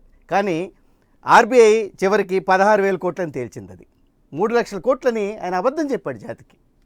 అట్లాగే వాళ్ళు రకరకాలుగా, ఒకళ్ళు అరవింద్ సుబ్రహ్మణ్యం అయితే 5 లక్షల మంది ట్యాక్స్ పేయర్స్ కొత్తగా పెరిగారని, మీరు జైట్లీ గారేమో 96 లక్షల మంది పెరిగారని, మోడీ గారేమో 56 లక్షల మంది ట్యాక్స్ పేయర్స్ పెరిగారని, ఇట్లా రకరకాలగా మాట్లాడుతూ నిజానికి జరిగింది ఏంటంటే 16,000 కోట్లు మాత్రమే తేలింది ధనంగా. ఆ 16,000 కోట్లను బయటికి తీయడానికి వీళ్ళు ఖర్చు పెట్టింది ఎంతంటే, కొత్త నోట్లు తయారు చేయడానికి కానీ వాటిని డిస్ట్రిబ్యూట్ చేయడానికి కానీ 21,000 కోట్ల రూపాయలు ఖర్చు అయిందని ఒక అంచనా. అట్లాగే బ్యాంకులకి 35,000 కోట్ల రూపాయలు అదనపు భారం పడింది ఈ ఏటీఎంలు ఇవన్నీ కూడా మళ్ళీ రీకాలిబ్రేట్ చేసుకోవటం కోసం. ఇది వాళ్ళు సాధించినటువంటి నోట్ల రద్దు ద్వారా. ఓకే, చూద్దాం. దీనికి సంబంధించి అయితే యశ్వంత్ సిన్హా రాసిన పుస్తకం అయితే ప్రస్తుతం సంచలనం సృష్టిస్తోంది. ఆ పార్టీలో కూడా దీనిపైన తీవ్రమైన చర్చ కొనసాగుతుంది బీజేపీలో కూడా. ఈ నేపథ్యంలో మిగిలిన పార్టీలు కావచ్చు, విశ్లేషకులు కావచ్చు, ఆర్థికవేత్తలు కావచ్చు ఏం చెప్తారు? ఇదే అంశం పైన బీజేపీకి సంబంధించిన నేతలు ఏమని రిప్లై ఇస్తారు? ఒక చిన్న బ్రేక్ తర్వాత వెల్కమ్ బ్యాక్. మోడీ విధానాలు నిరుద్యోగాన్ని పెంచడంతో పాటు కేవలం ఛాయ్ దుకాణాలు పెట్టుకోవడానికి, పకోడీ బళ్ళు పెట్టుకోవడానికి తప్ప ఇంకెందుకు పనికిరావు అంటూ యశ్వంత్ సిన్హా చేసిన వ్యాఖ్యలపైన వాళ్ళ డిస్కషన్ కంటిన్యూ అవుతోంది. లక్ష్మీనారాయణ గారు ప్రముఖ విశ్లేషకులు అందుబాటులోకి వచ్చారు. ఎలా చూస్తారండి? బేసిక్గా ఇండియా అన్మేడ్ బుక్ని మీరు చూసే ఉంటారు. ఆల్మోస్ట్ అందులో ఉన్న పాయింట్స్ అన్నీ కూడా మీకు తెలుసుంటాయి. ఇవాళ ఆర్థిక వ్యవస్థ తీవ్రమైనటువంటి సంక్షోభం వైపు అడుగులు వేస్తూ ఉన్నది. గడిచిన 4.5 సంవత్సరాల కాలంలో ఎన్డీఏ ప్రభుత్వం, ప్రత్యేకించి మోడీ గారు తీసుకున్నటువంటి నిర్ణయాలు ఆర్థిక వ్యవస్థను మెరుగుపరచడానికి బదులు మరింత దిగజార్చి భ్రష్టు పట్టించే వైపున అడుగులు పడ్డాయి అనేది స్పష్టంగా సంకేతాలు, గణాంకాలతో కూడినటువంటి వివరాలు వెల్లడవుతున్నాయి. కేవలం ప్రతిపక్షాలు ఆరోపణలు చేయడం కాదు, సహజంగానే ఆ ప్రతిపక్షాలు ఆరోపణలు చేస్తుంటాయి, విమర్శలు చేస్తుంటాయి. కానీ ఇవాళ ఎన్డీఏ ప్రభుత్వంలో సలహాదారుగా పనిచేసినటువంటి, ఆర్థిక సలహాదారుగా పనిచేసిన అరవింద్ సుబ్రహ్మణ్యం గారు ఏం చెప్పారు? రంగరాజన్ గారు ఒక పెద్ద మనిషి, మన రాష్ట్ర ఉమ్మడి గవర్నర్ కూడా పనిచేశారు, ప్రముఖ ఆర్థికవేత్త, ఆర్బీఐ గవర్నర్గా పనిచేశారు. ఆయన ఏం చెప్తున్నారు? అలాగే రఘురామ్ రాజన్ మరో గవర్నరుగా పనిచేసి ఏళ్ల కాలంలోనే రాజీనామా చేసిన ఆయన ఏం చెప్పాడు, ఇప్పుడు ఏం చెప్తున్నాడు? అలాగే ఉర్జిత్ పటేల్ మరో గవర్నరు, అలాగే డిప్యూటీ గవర్నర్, వాళ్ళు ఎందుకు రాజీనామా చేశారు, దాని పూర్వరంగం ఏంటి, వాళ్ళు ఏం మాట్లాడుతున్నారు? కడకు ఆర్బీఐ ఇవాళ నోట్ల రద్దు వల్ల ఆశించిన ఫలితాలు రాలేదు, దానివల్ల ఇబ్బందులు జరిగినాయని పరోక్షంగా దాన్ని విఫల ప్రయత్నంగా ఏ విధంగా అంగీకరించారు? ఒక మాజీ ప్రధాని అనేది పక్కన పెడితే, కాంగ్రెస్ యూపీఏ అధినేతగా ఉన్నాడు అనేది పక్కన పెడితే, డాక్టర్ మన్మోహన్ సింగ్ గారు వామపక్షాలు ఆయన ఆలోచన తీరు, ఆర్థిక ఆలోచనలను భిన్నంగా ఉన్నప్పటికీ ప్రపంచం గుర్తించినటువంటి ఆర్థికవేత్త అనేది వివాదరహితమైనటువంటి అంశం. ఆయన ఏం చెప్పారు, ఏం చెబుతున్నారు? రాజ్యసభ వేదికగానే ఆయన ఏం గణాంకాలతో ఏ విధంగా వివరించారు? నోట్ల రద్దు వల్ల 2% జీడిపి కూడా తగ్గిపోతుందని ఆయన ముందే అంచనా వేసి చెప్పారు. అది వాస్తవం అయిందా లేదా? అంతర్జాతీయ సంస్థలు కూడా, ఐఎంఎఫ్ మొదలుకొని అందరూ కూడా ఈరోజు నోట్ల రద్దు ద్వారా ఒక పెద్ద సర్జికల్ స్ట్రైక్ అంటే పాకిస్తాన్ మీద చేసినటువంటి దాన్ని గుర్తు చేసుకుంటారు. కానీ ఆర్థిక వ్యవస్థ మీద చేసినటువంటి సర్జికల్ స్ట్రైక్గా దీన్ని ఏ విధంగా అభివర్ణించారనేటువంటిది, వీటన్నింటిని చూస్తే స్వపక్షంలో ఉన్నటువంటి ఇప్పుడు యశ్వంత్ సిన్హా గారు నిన్న మొన్నటి వరకు స్వపక్షంలోనే కేంద్ర ఆర్థిక మంత్రిగా పనిచేశాడు. అలాగే కేంద్ర ఆర్థిక మంత్రిగా పనిచేసిన చిదంబరం గారు, ఈయనేమో ప్రతిపక్షం, ఆయనేమో స్వపక్షంలో ఉండి బయటకు వచ్చిన ఆయన. అలాగే మేధావులుగా, ఆర్థికవేత్తలుగా, నిపుణులుగా ఉన్నటువంటి వాళ్ళందరూ కూడా ప్రస్తావనలు చేసుకున్నాం. వీళ్ళందరి యొక్క అంతర్గతంగా వాళ్ళు చెబుతున్నది, బహిర్గతంగా చెబుతున్నది, గణాంకాలు చెబుతున్నవి అన్నీ కూడా నోట్ల రద్దు వల్ల భారతదేశ ఆర్థిక వ్యవస్థ కుదేలైపోయింది. చిన్న మధ్యతరగతి పరిశ్రమలన్నీ సంక్షోభంలోకి నెట్టబడ్డాయి. ఉన్న ఉపాధి పొందుతున్నటువంటి వాళ్ళందరూ కూడా వీధిని పడాల్సిన పరిస్థితి ఏర్పడింది. అలాగే వ్యవసాయ రంగం ముందే కుదేలైపోయింది, ఆత్మహత్యలు రైతులు చేసుకుంటున్నారు. అలాంటి వ్యవసాయ రంగం మరింత సంక్షోభంలోకి నెట్టబడింది. పంటలు వేసుకోవాల్సిన కాలంలో పెట్టుబడులు లేనటువంటి పరిస్థితి. ఈరోజు 10,000 సంఖ్యలో మొదట మనం ఆర్థిక నగరంగా భావించే ముంబైలో ప్రదర్శన చేశారు. ఇటీవల ఢిల్లీలో కొన్ని 10,000 సంఖ్యలో ప్రదర్శన చేశారు. వాళ్ళ బాధలు వినిపించారు. వాటి యొక్క లాజికల్ కంక్లూషన్ ఏంటి? అలాగే జీడిపి కొలిచేటువంటి గణాంకాల విధానాన్ని మార్చి జీడిపి పెరిగిందని చెప్పుకుంటున్నారు తప్ప ఈరోజు దానివల్ల ఒరిగినటువంటి ప్రయోజనం లేదు. ఇప్పుడే కాదు, గతంలో యూపీఏ కాలంలోనే ఈ నూతన ఆర్థిక విధానాలు, సరళీకృత ఆర్థిక విధానాలు ప్రవేశపెట్టినప్పటి నుంచి కూడా ఈరోజు జీడిపికి ఎంప్లాయ్మెంట్ జనరేషన్కి లింక్ అనేటువంటిది లేకుండా పోయింది. సహజంగా ఏంటి, దేశ సంపద పెరిగితే ఆ దేశ సంపదతో తగు నిష్పత్తిలో ఉపాధి అవకాశాలు వస్తాయి. అది ప్రభుత్వ రంగంలో కావచ్చు, ప్రైవేట్ రంగంలో కావచ్చు, స్వయం ఉపాధిలో కావచ్చు అనేటువంటిది. ఇవాళ దీనికి దానికి లింకు చెడిపోయిన తర్వాత ఈ గడిచిన 4 మాసాల్లో మేక్ ఇన్ ఇండియా పేరు చెప్పినా, ఇంకోటి చెప్పినా, ఏం చెప్పినా, నోట్ల రద్దు వల్ల, వీటన్నింటి వల్ల ఉపాధి అవకాశాలు లేకుండా పోయాయి. ఉన్న ఉపాధి అవకాశాలు కోతబడింది. దాన్ని మేకప్ చేసుకోవడానికి ఎన్డీఏ ప్రభుత్వం ఏం చెప్పిందంటే, పిఎఫ్ అకౌంట్లను తీసుకొచ్చి, ఆ పిఎఫ్ అకౌంట్లు పెరిగాయి కాబట్టి ఉద్యోగాలు పెరిగాయి అనేటువంటి దాన్ని మాయ చేసేటువంటి గణాంకాలను, కాకి లెక్కలను చెప్పేటువంటి దుర్గతికి కేంద్ర ప్రభుత్వం వచ్చింది. ఈరోజు పిఎఫ్ అకౌంట్లు ఎందుకు పెరిగాయి అనేటువంటి దాన్ని శాస్త్రీయంగా బయటపెట్టినటువంటి ఘటనలు కూడా ఉన్నాయి. ప్రతి ఒక్కరిలో సామాజిక భద్రతను గురించి ఆలోచన రావడం, వాళ్ళు ఎక్కడ చిన్న ఉద్యోగమో పెద్ద ఉద్యోగం చేసినా పిఎఫ్ అకౌంట్ ఓపెన్ చేసుకోవాలనేటువంటి ఒక కనీస పరిజ్ఞానాన్ని కార్మిక సంఘాలు కానీ, ఇతరులు కానీ, పారిశ్రామిక అధిపతులు కానీ చేయడం వల్ల ఈరోజు అవి పిఎఫ్ అకౌంట్లు పెరిగినాయి. పిఎఫ్ అకౌంట్లు పెరగతానే ఉద్యోగాలు పెరిగిపోయినాయి, అవకాశాలు పెరిగిపోయినాయి అనేటువంటి ఈ కాకి లెక్కలు చెప్పడం వల్ల ఎవరిని మోసగించడం కోసం అనేటువంటిది వచ్చింది. ఈరోజు స్వదేశీ జాగరణ్ మంచ్, ఆర్ఎస్ఎస్ పునాదులు కలిగినటువంటి, చింతన కలిగినటువంటి వాళ్ళు ఏదో అధ్యయనం చేశామని, ఏదో మార్పులు ఆర్థిక వ్యవస్థలో పెద్ద మార్పులు తీసుకురావాలని వాళ్ళు చేసిన సలహాలు ఉన్నాయో, దీని వెనకాల ఇంకోటో చర్చ జరుగుతున్నది. నోట్ల రద్దు వల్ల 3.5 లక్షలు 4 లక్షల రూపాయలు నల్లధనం బ్యాంకులకు రాదు కాబట్టి ఆ డబ్బును తీసుకొని కేంద్ర ప్రభుత్వం వాడుకోవచ్చని భ్రమపడింది. అవి తీరా 99% నోట్లని, దొంగ నోట్లు కూడా వచ్చేసినాయి, ఫేక్ నోట్లు కూడా బ్యాంకుల్లోకి చేరిపోయినాయి, సిస్టమ్ లేక అనేటువంటి ఆరోపణలు వచ్చినాయి. డబ్బు 15,45,000 కోట్ల రూపాయలు ఎంతో అంతా వచ్చేసిందని రిజర్వ్ బ్యాంకే ప్రకటించింది, ఆలస్యంగా అయినా సరే.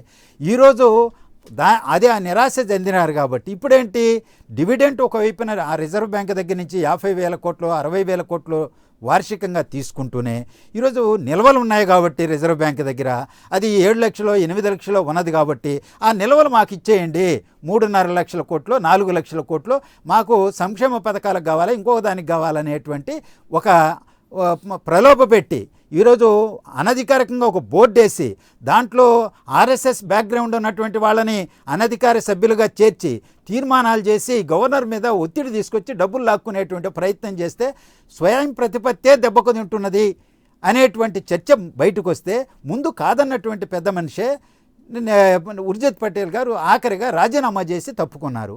ఈరోజు కొత్తగా గవర్నర్ వచ్చారు. ఆ కొత్త గవర్నర్ వచ్చిన వెంటనే ప్రకటన చేసిందంటే ప్రభుత్వం ఆర్బీఐ మధ్య పెద్ద సమస్య లేవు, సమన్వయంతో మాట్లాడుకొని సంప్రదింపులతో ముందుకు పోతామని చెప్పారు. ఆయన గతంలో ఆర్థిక శాఖ కార్యదర్శిగా ఉన్నప్పుడే ఈ నోట్ల రద్దు చేసినప్పుడు బలంగా సమర్థించినటువంటి పెద్ద మనిషి ఆయన తప్పును ఒప్పుకునేటువంటి ప్రయత్నంలో లేడాయన, ఆత్మవిమర్శ చేసుకోలేదు. అలాంటి పెద్ద మనిషిని తీసుకొచ్చి ఆర్బీఐ గవర్నర్గా పెట్టారు. వాళ్ళకు అవసరమైనటువంటి పనులు చేసుకునేటువంటి దాంట్లో ఈరోజు ఉన్నారు. ఈ పూర్వ రంగంలో యశ్వంత్ సింగ్ ఒక్కసారి మిమ్మల్ని మధ్యలో ఆపుతున్నాను. బేసిక్గా ఏంటంటే ఇప్పుడు లక్ష్మీనారాయణ గారు అంటే మీరు మీ దగ్గర నుంచి మొదలుపెట్టి రఘురామ్ రాజన్ నుంచి, రంగరాజన్ నుంచి, మన్మోహన్ గారు, చిదంబరం గారు, అరవింద సుబ్రహ్మణ్యం గారి నుంచి మొదలుపెట్టి వాళ్ళ పుస్తకం రాసిన యశ్వంత్ సిన్హా గారు అందరూ కూడా మోడీ విధానాలు తప్పట్టారు. మేక్ ఇన్ ఇండియా కరెక్ట్ కాదంటున్నారు, డిమానిటైజేషన్ కరెక్ట్ కాదంటున్నారు, జిఎస్టీ మంచిది కాదంటున్నారు. అన్నీ విమర్శించే వాళ్ళే తప్ప ఏ సంస్కరణలు తీసుకొస్తే మళ్ళీ జీడిపి పెంచగలం, భారతదేశ ఆర్థిక వ్యవస్థను గాడిలో పెట్టగలం అన్న సూచనలు ఎవరు ఇవ్వటం లేదు. ఇవాళ అంటే బేసిక్గా ఇది పొలిటికల్ క్రిటిసైజింగ్ ఒక పక్క కనిపిస్తూ ఉంటే మోడీ మీద కావాలని కుట్రలు చేస్తున్నారనేది ఇప్పటికి బీజేపీ నుంచి వస్తున్న ప్రధానమైన వాదన. ఇవాళ నేను ప్రస్తావించిన పేర్లు కానీ మీరు ప్రస్తావించిన పేర్లు కానీ 1990 నుంచి దశకం ప్రారంభం నుంచి అమలు చేసినటువంటి ఆర్థిక విధానాల యొక్క మూలాల్లోనే ఈ లోపం ఉన్నది. ఇది మొదటి నుంచి కూడా ప్రగతి కాముకమైనటువంటి ఆర్థికవేత్తలు చెబుతున్నటువంటి మాట. ఇప్పుడు మనం ప్రస్తావించిన పేర్లన్నీ కూడా వాళ్ళందరూ కూడా దీని ఆర్థిక విధానాలను సమర్థించినటువంటి వాళ్ళే. గడచిన 30 సంవత్సరాల కాలంలో గడచిన 30 సంవత్సరాల కాలంలో ఈ విధానాల యొక్క పోకడ ఏమన్నది, వాటి వల్ల సత్ఫలితాలు వచ్చినాయా, దుష్ఫలితాలు వచ్చినాయా, అధ్యయనం చేయాల్సినటువంటి బాధ్యత ప్రభుత్వాలది. ఈరోజు ప్రభుత్వ రంగాన్ని నిర్వీర్యం చేశారు, ప్రభుత్వ రంగంలో ఉన్నటువంటి పెట్టుబడులను ఉపసంహరిస్తున్నారు, మీ లోటు బడ్జెట్లను పూడ్చుకుంటున్నారు, కొత్తగా పెట్టుబడులు పెట్టి ఒక్క ప్రభుత్వ రంగంలో ఒక్క పరిశ్రమ రాలేదు. విభజన చట్టంలో పేర్కొన్న కడప ఉక్కు ఫ్యాక్టరీకి ఒక అడ్డంకిగా మారినటువంటిది కూడా అలాంటిదే. దేశంలో ఉన్న ఏ పరిశ్రమ ఒక్క మాటే ఒక సిస్టమ్, ఒక కొత్త సిస్టమ్ని ప్రజలు కానీ పార్టీలు కానీ ఆర్థిక వ్యవస్థలు కానీ వేత్తలు కానీ ఎందుకు స్వాగతించడం లేదు అనేది ప్రధానంగా రేజ్ అయ్యే మొట్టమొదటి ప్రశ్న. భారతదేశం లాంటి అత్యధిక జనాభా కలిగిన ఈ ఫెడరల్ వ్యవస్థలో ఒక సిస్టమ్ మొత్తాన్ని ఒక గాడిలో పెట్టడానికి నేను చేసిన ప్రయత్నం అని మోడీ పదే అంటూ ఉన్నారు. ఇక్కడ పదే తప్పు పట్టడానికి ప్రశ్నించడానికి మోడీ తిన్నాడా అంటే, ఆయన దోచుకున్నాడా అంటే అలాంటిది ఏం కనిపించట్లేదు కదా. ఇవాళ 2008లో అమెరికాతో మొదలైనటువంటి ఆర్థిక సంక్షోభం అంతర్జాతీయ ఆర్థిక సంక్షోభంగా మారింది. అన్ని దేశాలు కుదేలైనాయి, భారతదేశం నిలదొక్కున్నది. ఎందుకు నిలదొక్కున్నది అని ఆ రోజు ప్రశ్న వేసుకుంటే, భారతదేశంలో ఉన్నటువంటి ఆర్థిక సంస్థలు ప్రభుత్వ రంగంలో ఉన్నాయి బలంగా, కాబట్టి మనం దాని నుంచి బయటపడ్డామని సమాధానం చెప్పుకోవడం జరిగింది. ఇవాళ ఆ తరువాత 2008 నుంచి 2018కి 10 సంవత్సరాల కాలంలో ప్రభుత్వ రంగంలో ఉన్నటువంటి బ్యాంకింగ్ వ్యవస్థని బలహీనపరిచామా, బలోపేతం చేశామా, లేదా ప్రభుత్వ రంగాన్ని బలోపేతం చేశామా, బలహీనపరిచామా? ఈరోజు 12 లక్షలు 13 లక్షల మొండి బాకీలు ఎవరు చేశారు, ఎవరు పారిపోతున్నారు? సమస్యలు ఇక్కడ ఉన్నాయి, మూలాలు విధానాల్లోనే ఉన్నాయి. ఆ విధానాలను సమీక్షించుకోకుండా ఈరోజు నోట్ల రద్దు ద్వారా అవినీతిని అరికడతాను, నల్లధనాన్ని అరికడతాను, లేదా ఫేక్ నోట్లను అరికడతాము, టెర్రరిజంని అరికడతాము, 50 రోజులు బాధపడండి, తర్వాత నేనే శిక్షకు అర్హుణ్ణైతాను, ఏ శిక్షనైనా అనుభవిస్తాను. 50 రోజులు కాదు, ఏడాది గడిచిపోయింది. ఇప్పటికీ ఏటీఎంలు మూతపడ్డాయి కానీ డబ్బులు రావడంలా, బ్యాంకులు క్లోజ్ అయినాయి కానీ డబ్బులు ఇచ్చే స్థితిలో లేవు, మొండి బకాయిలు పెరిగిపోయినాయి, ఆర్థిక వ్యవస్థ భ్రష్టు పట్టింది. విమర్శ కోసం విమర్శ కాదు, ఇవాళ ఆవేదనతో భారతదేశం ఎదుర్కొంటున్నటువంటి సమస్యలతో కుతకతలాడిపోతున్నది. కాబట్టి ఈరోజు ప్రజలు, సామాన్యుడు కూడా అడుగుతున్నాడు. మీరు 15 లక్షలు తీసుకొచ్చేస్తామన్నారు, విదేశీ బ్యాంకుల్లో మూలుగుతున్నది నల్లధనం అంటున్నారు. ఈరోజు నిన్న ఆఖరి మాట చెప్తున్నా, ఎవరు చెప్పింది మాట? ఎవరు ప్రతిపక్షాలు కాదు, రామ్ దాస్ అథేవాలా ఏం చెప్పాడైనా? వస్తామని దారిలో ఉంది, టైం పడుతుంది అన్నాడు. ఇంకొక మాట ఏమన్నాడు? రిజర్వ్ బ్యాంక్ డబ్బులు ఇవ్వలేదు కాబట్టి వేయలేదని. విదేశాల్లో స్విస్ బ్యాంకులో ఉన్నదాన్ని తెచ్చేస్తానని మోడీ గారు ఎన్నికల ప్రచారంలో చెప్తే, ఈరోజు తన మంత్రివర్గంలో మంత్రిగా ఉన్నటువంటి ఆయన చెప్తున్నాడు రిజర్వ్ బ్యాంక్ ఇవ్వలేదు కాబట్టి వేయలేదు. అంటే రిజర్వ్ బ్యాంకు డబ్బులు తీసుకొచ్చి ఇండివిజువల్ ఖాతాలో వేస్తామని చెప్పారా? మీకు చేతొస్తే ఈరోజు ప్రధానమంత్రి గారు తన మంత్రివర్గ సభ్యుడి పైన చర్యన తీసుకోవాలి, లేకపోతే ఆయన తప్పు చేశాడని చెప్పేసి తీసేయాలి. చేయగలరా? విమర్శ కోసం విమర్శ కాదు అని చెప్పడం కోసమే చెప్తున్నాను. ఒక్కటి టోటల్గా అందరి వాదన విన్నారు. బేసిక్గా అసలు సమాధానం చెప్పాల్సింది మీరు, ఎందుకంటే ఎన్డీఏని లీడ్ చేస్తున్న బీజేపీ తరఫున ప్రతినిధిగా వచ్చారు కాబట్టి బేసిక్ అందరూ వాదనలు విన్నారు. ఇక్కడ ప్రధానంగా కావాల్సింది ఏంటంటే క్రిటిసైజ్ కాదు, ఉన్న లోపాన్ని ఎత్తి చూపే ప్రయత్నం ప్రతి ఒక్కళ్ళు కూడా చేస్తున్నారు. మోడీ తీసుకొచ్చిన సంస్కరణలో లేకపోతే మార్పులో వాటి వల్ల జరిగిన నష్టాన్ని ఇక్కడ ప్రతి ఒక్కళ్ళు కూడా ఎస్టాబ్లిష్ చేస్తూ ఉన్నారు. ఏం చెప్తారు? రోజున మనం ఏదైతే చర్చ మీరు మొదలుపెట్టారో, ఏదైతే ఒక అంశాన్ని తీసుకుని ఏదో చర్చ చేస్తున్నారు, ఏదో ఒక యశ్వంత్ సిన్హా అనే వ్యక్తి ఈ రోజున ఏదో ఒక బుక్లో ఆయన ఏదో రాసుకున్నాడు దాని మీద అని. అసలు యశ్వంత్ సిన్హా ఎవరండి? ఇప్పుడు ఈ రోజున యశ్వంత్ సిన్హా ఎవరు? యశ్వంత్ సిన్హా మా పార్టీకి సంబంధించిన వ్యక్తి కాదు. ఈ రోజున అతను మా పార్టీలో సభ్యత్వం ఉన్నటువంటి వ్యక్తి కాదు. ఈ రోజున పార్టీలో నుంచి బయటికి వెళ్ళే వ్యక్తులు చేసేటటువంటి ఏదైతే వ్యాఖ్యలు ఉంటాయో, వాళ్ళు చేసేటువంటి ఆరోపణలు ఏవైతే ఉంటాయో అవన్నీ కూడా మనం గతం నుంచి చూస్తూనే ఉన్నాం. చాలా పార్టీల్లో నుంచి వెళ్ళిన వ్యక్తులు ఎలాంటి ఆరోపణలు చేస్తుంటారు, వాటి గురించి మాట్లాడుకోవాలంటే చాలా ఉన్నాయి ఈ రోజున. కానీ ఈ యొక్క అంశాన్ని పట్టుకొని నిజంగా ఏది అంతా జరిగిందంతా కూడా అవినీతి, లేకపోతేనేమో ఏది డెవలప్మెంట్ లేదు, ఏమంటే కళ్ళకు కనిపించట్లేదు. ఈ రోజున మనం చూస్తున్నాం కదా ఏ విధమైన గత 65 సంవత్సరాలుగా. మధ్యలో ఒక్క నిమిషం, మీరు అన్న మాట కొంత వెనక్కి తీసుకోవాల్సి ఉంటుంది. ఎందుకంటే యశ్వంత్ సిన్హా ఎవరు అనేది ఆషామాషి వ్యక్తి కాదు. ఆయన బేసిక్గా పొలిటికల్ ఇన్ఫ్లుయెన్స్తో ఆయన మాట్లాడినట్టుగా మనం ఇక్కడ చూడొద్దు. ఆయన ఏ పార్టీలోనూ లేరు, ఏ పార్టీలోనూ చేరే అవకాశం కూడా లేదు. నంబర్ 1, యశ్వంత్ సిన్హా గురించి ఉన్న తెలిసిన ఒక మొక్క మీరు అడిగారు కాబట్టి, హూ ఈజ్ యశ్వంత్ సిన్హా అన్నప్పుడు ఆయన బ్యాక్గ్రౌండ్ మనం ఒకసారి చూడాలి. ఎంత అవునండి. ఎంత కాదు, ఒక నిమిషం అండి. ఆయన అన్నది ఆయన ఒక ఆర్థికవేత్త. 71 నుంచి 73 వరకు ఆయన జర్మనీలో భారత రాయబార కార్యాలయంలో మొదటి కార్యదర్శి.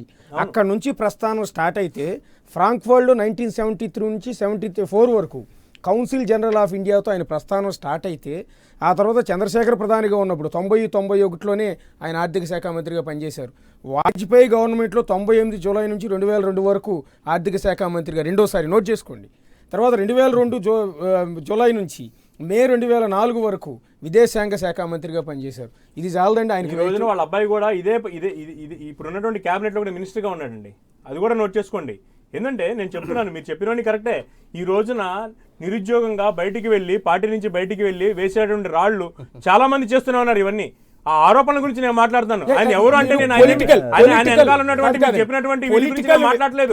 ఇదే మీరు చూడండి, ఈ రోజున ఆంధ్రప్రదేశ్ ప్రభుత్వంలో గతంలో ఉన్నటువంటి క్లీన్ చిట్ ఉన్నటువంటి అధికారులు ఈ రోజున బయటకు వచ్చి మాట్లాడుతున్నారు. దాని గురించి ఎందుకు చర్చించరు? ఈ రోజున అజయ్ కల్లాం లాంటి వ్యక్తులు మాట్లాడుతున్నారు. వాళ్ళు మంచి అవార్డులు తీసుకున్నటువంటి వ్యక్తులు ఈ రోజున మంచి కృష్ణారావు గారు మాట్లాడుతున్నారు. వాటి గురించి ఎందుకు మాట్లాడలేదు? కాదండి, ఈ రోజున అలాంటి వ్యక్తులే ఈ రోజున వీళ్ళందరూ కూడా ఒక కృష్ణారావు గారు అవునండి బయటకు వచ్చి మాట్లాడుతున్నారు కదా. ఇప్పుడు మాట్లాడుతున్నప్పుడు దాని గురించి ఎందుకు చర్చించారు? అది నిజమా?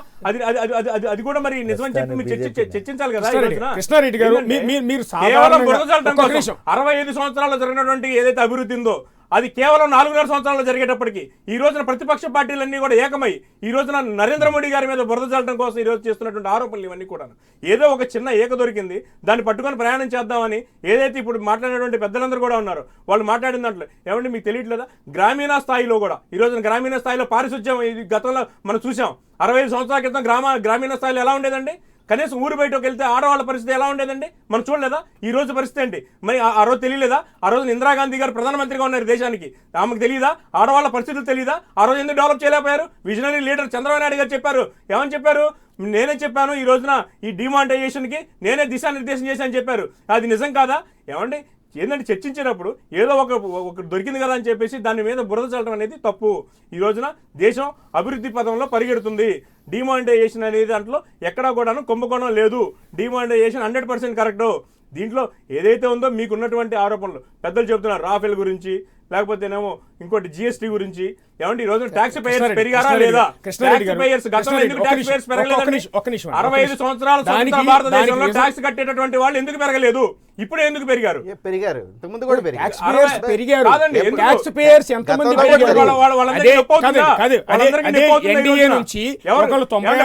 భారతదేశంలో భారతీయ జనతా పార్టీ గెలిస్తే ఇక్కడ సంబరాలు చేసుకుంటారు. అదే భారతదేశంలో భారతీయ జనతా పార్టీ ఓడిపోతే పాకిస్తాన్ లో చైనాలో సంబరాలు చేసుకుంటారు. ఏంటంటే ఎటు వెళ్తుంది ఈ రోజున?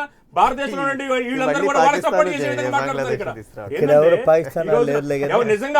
నిజంగా పెద్దలు చెప్పారు ఇందాక, ఏదో ఉద్యోగ అవకాశాలు కోల్పోయారు జిఎస్టీ డిమానిటైజేషన్ వల్ల అని. అవును నిజమే, ఉద్యోగ అవకాశాలు కోల్పోయారు. ఎవరు కోల్పోయారంటే ఉద్యోగ అవకాశాలు కాశ్మీర్ లో స్టోన్ వెల్డర్స్ ఎవరైతే ఉన్నారో, ఏదైతే భద్రతా దళాల మీద స్టోన్స్ వేసి రాళ్ళు వేసేటటువంటి వ్యక్తులు ఎవరైతే ఉన్నారో దేశ ద్రోహులు, వాళ్ళకి అవకాశాలు పోయినాయి, ఉద్యోగ అవకాశాలు పోయినాయి. నిజమే అది. కృష్ణారెడ్డి గారికి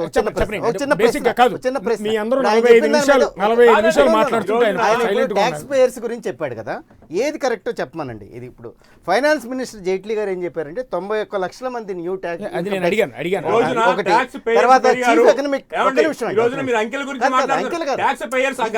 పెరిగింది ఇప్పుడా కాదా?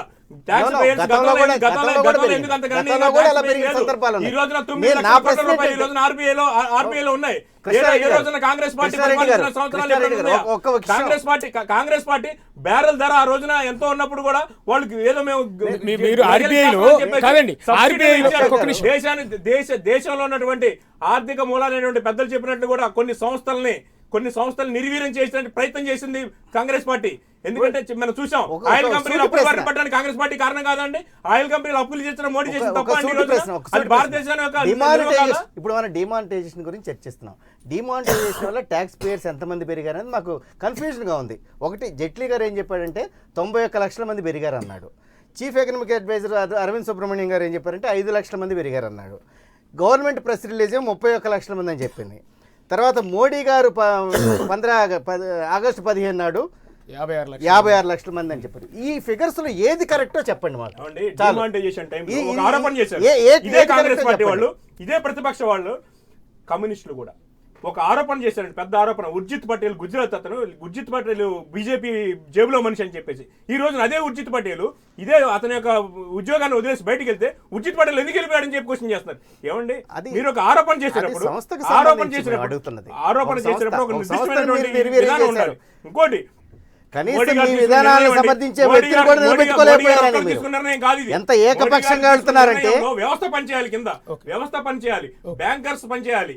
బ్యాంకర్స్ కూడా సరిగా పనిచేయకపోతే దాన్ని కూడా మీరు నిర్మాణం చేసినట్టు 65 సంవత్సరాల్లో మీరు నిర్మాణం చేసినటువంటి వ్యవస్థ, కుళ్ళిపోయినటువంటి వ్యవస్థని దారిలో పెట్టడం కోసం 4.5 సంవత్సరాల్లో జరుగుతున్నటువంటి అభివృద్ధిని మీరు ఆటంకంగా చూపిస్తారా?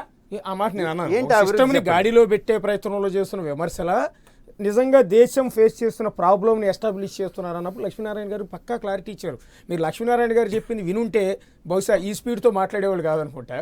సరే, ఇంకొకటి మీరు అన్నారు ఆర్బీఐలో ఈరోజు 9 లక్షల కోట్లు ఉన్నాయంటే ఆ డబ్బులు అడిగినందుకే కదా ఉర్జిత్ పటేల్ గారు బయటకు వెళ్ళిపోయింది.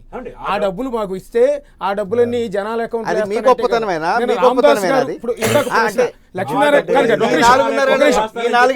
రామదాస్ గారు దయచేసి దాన్ని తప్పుదారి పట్టించొద్దు వ్యాఖ్యలు. అశోక్ గారు, ఆ డబ్బుల్ని ఆ మిగులు నిల్వ అనేది ఈ 4 ఏళ్లలో అదే కాంగ్రెస్ పార్టీ రైతుల రుణమాఫీ చేస్తేనే ఒక తప్పు రైటు.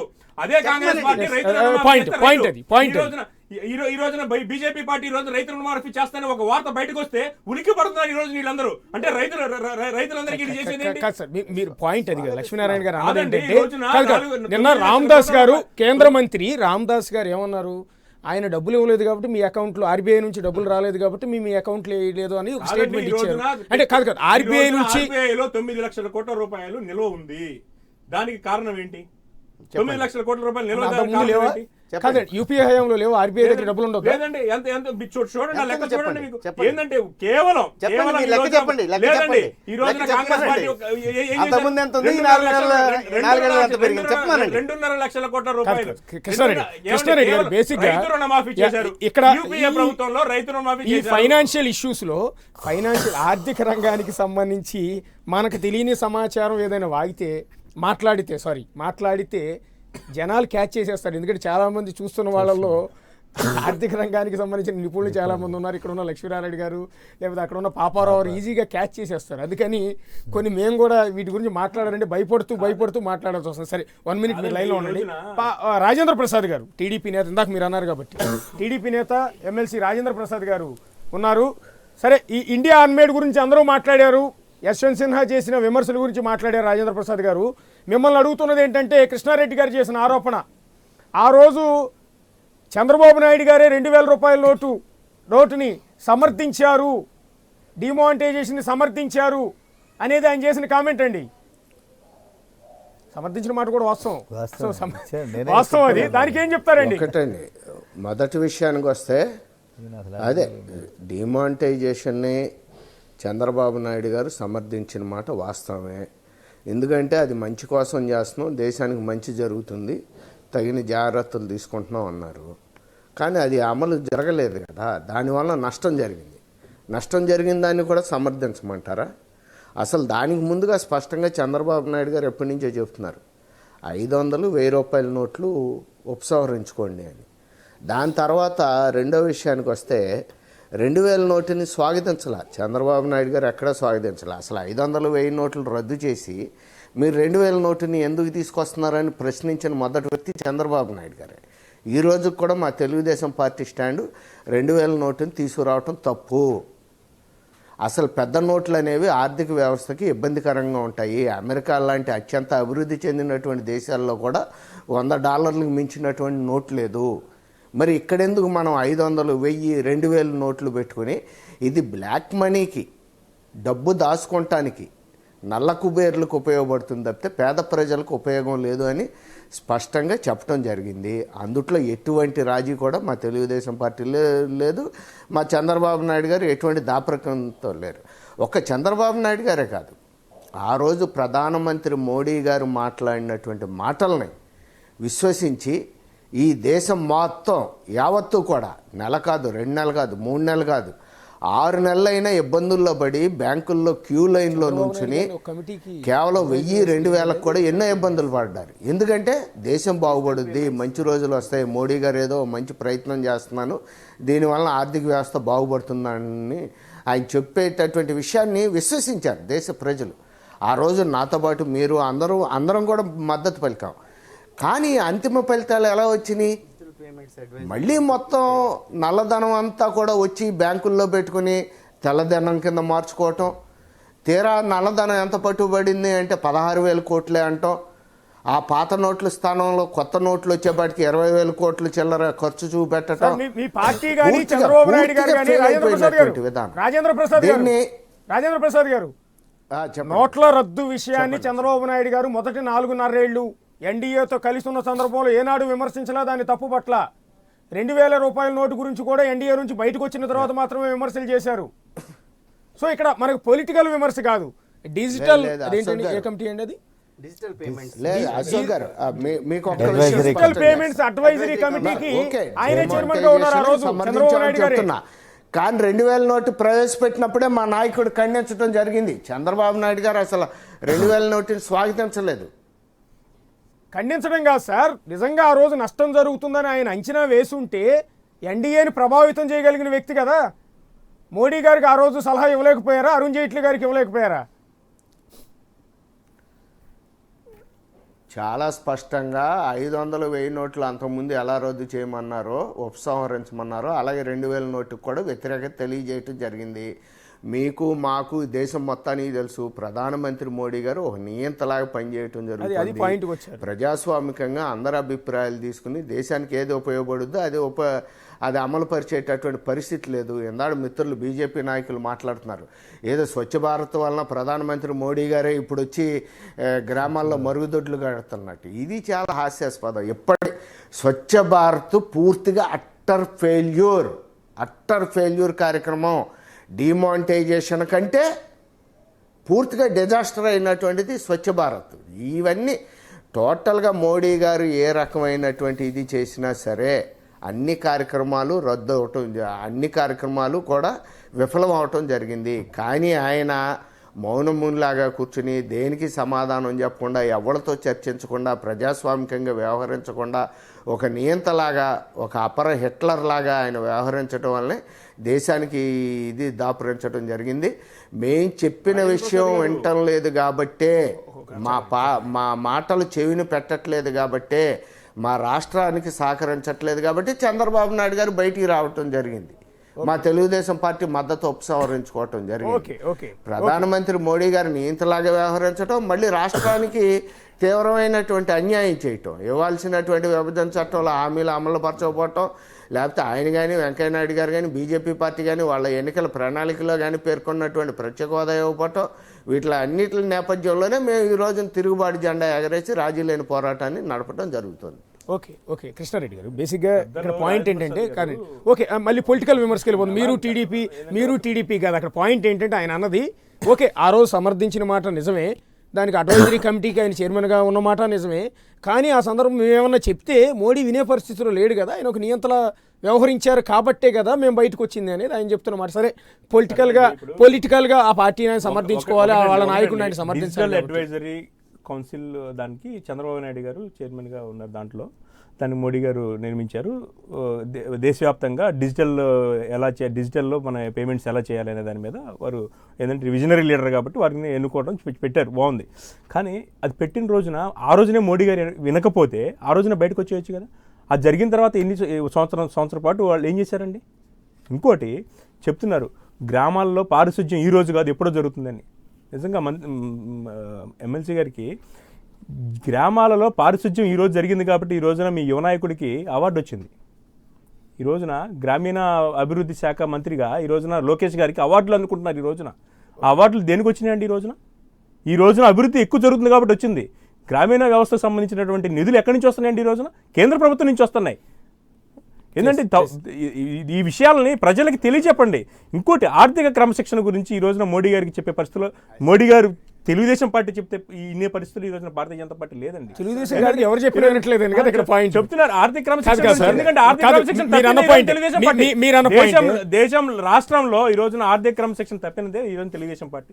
ఎందుకంటే ఈ వివిధ పథకాలు కేటాయించిన డబ్బుల్ని వాళ్ళు ఏ విధంగా దీక్షల పేరుతోటి లేకపోతే చంద్రన్న కానుకల పేరుతోటి ఏ విధంగా వాటిని మళ్ళించారు అనేది మనకు తెలియదా? ఇక్కడ పాయింట్ అది కాదండి. చంద్రబాబు నాయుడు గారు చెప్తే వినే పరిస్థితిలో మోడీ లేరు, బాగానే ఉంది.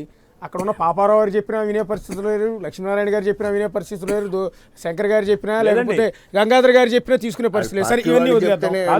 రఘురామరాజన్ గారు చెప్పినా వినే పరిస్థితి లేదు, రంగరాజన్ గారు చెప్పినా వినే పరిస్థితి లేదు, మన్మోహన్ గారు సలహా ఇచ్చినా వినే పరిస్థితి లేదు, చిదంబరం గారు చెప్పినా వినే పరిస్థితి లేదు, అరవింద సుబ్రహ్మణ్యం గారు చెప్పినా వినే పరిస్థితి లేదు, ఇవాళ యశ్వంత్ సిన్హా గారు చెప్పినా కూడా వినే పరిస్థితి లేదు. డిస్కషన్ కంటిన్యూ చేసే ముందు ఒక చిన్న బ్రేక్ తీసుకుందాం. బ్రేక్ తర్వాత కంటిన్యూ.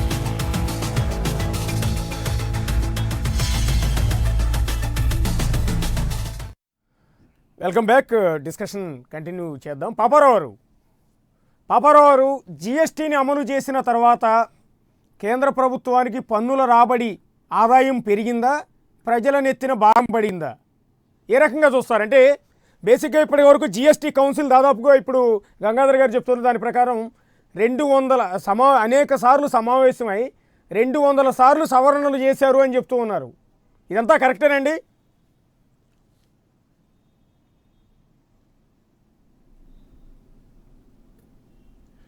అదంతా కరెక్టే. వాస్తవానికి ఏంటంటే మీరు అడిగినటువంటి ఆదాయం పెరిగిందా లేదా, ప్రజల మీద పన్నుభారం పెరిగిందా అనే దగ్గర చూస్తే ఓవరాల్గా ఏంటంటే ఈ జిఎస్టీ పరిధిలోకి బలవంతాన చాలామందిని జిఎస్టీ నెంబర్ ఇచ్చి తీసుకురావటం వల్ల వాళ్ళు వ్యాపారాలు చేసుకోలేక అసంఘటిత రంగం నుంచి నిష్క్రమించటం వల్ల దేశ స్థూల జాతీయ ఉత్పత్తి దెబ్బతినే పరిస్థితి, రెండో పక్కన పన్నుల ఆదాయం కూడా ఎంతో కొంత తగ్గే పరిస్థితి ఏర్పడింది తప్పితే పెరిగే పరిస్థితి కాదు. ఆ కారణం చేతనే దానికి తార్కాణం చెబుతా. 1,00,000 కోట్ల లోపే వసూలు అవుతుంది ఈరోజు జిఎస్టీ నుంచి. ఆ కారణం చేతనే ఈరోజు భారత ప్రభుత్వం దగ్గర పన్ను ఆదాయం అన్ని రకాల తగ్గిపోవటం వల్లే వాళ్ళు ఆర్బీఐ దగ్గర ఉన్నటువంటి రిజర్వ్ నిధుల మీద కన్నేసి ఆ 3.5 లక్షల కోట్ల రూపాయలు తీసుకోవాలని ఆలోచన చేస్తున్నారు. ప్రభుత్వానికి ఈరోజు ఆదాయం మీద గణనీయమైనటువంటి గండి పడింది. ట్యాక్స్ పేయర్స్ నెట్ అనేది పెరిగింది, కానీ దానివల్ల ట్యాక్స్ పేయర్స్కి ఏమాత్రం ఉపయోగం జరగకపోగా ఏంటంటే చాలామంది అనవసరంగా చాలా చిన్న చిన్న వ్యాపారాలు చేసుకునే వాళ్ళు కూడా ఈ పరిధిలోకి రావడం వల్ల వాళ్ళు వ్యాపారంలోంచి వెళ్ళుకునే పరిస్థితి ఏర్పడింది. వాస్తవాలని పరిగణలోకి తీసుకోకుండా తెచ్చినటువంటి జిఎస్టీ, అందుకనే మోడీ గారు కూడా స్వయంగా ఈరోజు అంగీకరిస్తున్నారు దాన్ని 18% పరిధిలోకి అన్నింటినీ తేబోతున్నాం మెజారిటీ సరుకులు అనేది. ఎందుకంటే వాళ్ళు చేసింది తప్పని వాళ్ళకి తెలుసు, వాళ్ళు జరిగింది ఆ రోజు తప్పని వాళ్ళకు కూడా తెలుసు. ఇంతకాలం అంగీకరించలేదు ఆ విషయాన్ని, కానీ ఈ రోజు ఎందుకు అంగీకరిస్తున్నారంటే ఎన్నికలు ముంచుకొస్తున్నాయి, 3 రాష్ట్రాల్లో ఓడిపోయారు, 4 రాష్ట్రాల్లోనూ ఓడిపోయారు, దారుణమైనటువంటి పరాజయాలను మూటకట్టుకుంటున్నారు. కాబట్టి ఈరోజు వాటి నుంచి బయటపడే ప్రయత్నంలో తప్పక తల వంచుతున్నటువంటి వాస్తవం మాత్రం ఈరోజు కళ్ళ ముందు కనపడుతుంది. రెండో ప్రశ్న, నేను మీ ఇందాక అడిగిన ఒక ప్రశ్నకు కూడా జవాబు చెప్పేది ఒక చిన్న 1 నిమిషం ఇస్తే, అయితే అందరూ విమర్శ ప్రత్యామ్నాయం ఏంటనే విషయం కూడా అడిగారు. అది చాలా క్రూషియల్ క్వశ్చన్, అది చాలా ఇంపార్టెంట్ క్వశ్చన్. రాజకీయాలకు అతీతంగా ఆలోచించాల్సింది ఏంటంటే చెప్పండి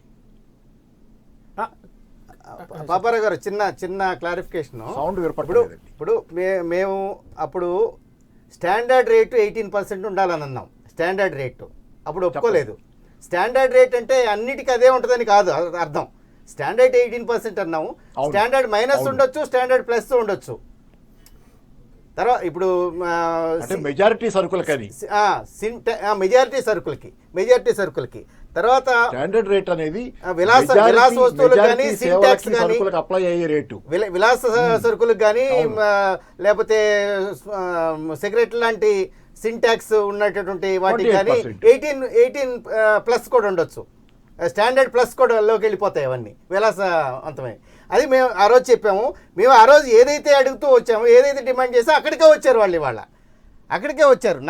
ఒక 2 ఏళ్ల పాటు కాలయాపన చేసి ఒక 200 సార్లు సవరణలు చేసి అదేదో పెద్ద గొప్ప విషయం అన్నట్టు అర్ధరాత్రి ఉభయ పార్లమెంటు సమావేశాలు వేసి ప్రకటించి ట్యాక్స్ గురించి, ఇండైరెక్ట్ ట్యాక్సెస్ గురించి చివరికి చేసింది ఏంటంటే మళ్ళీ మేము ఎక్కడైతే అడిగామో అక్కడికే వచ్చినారు.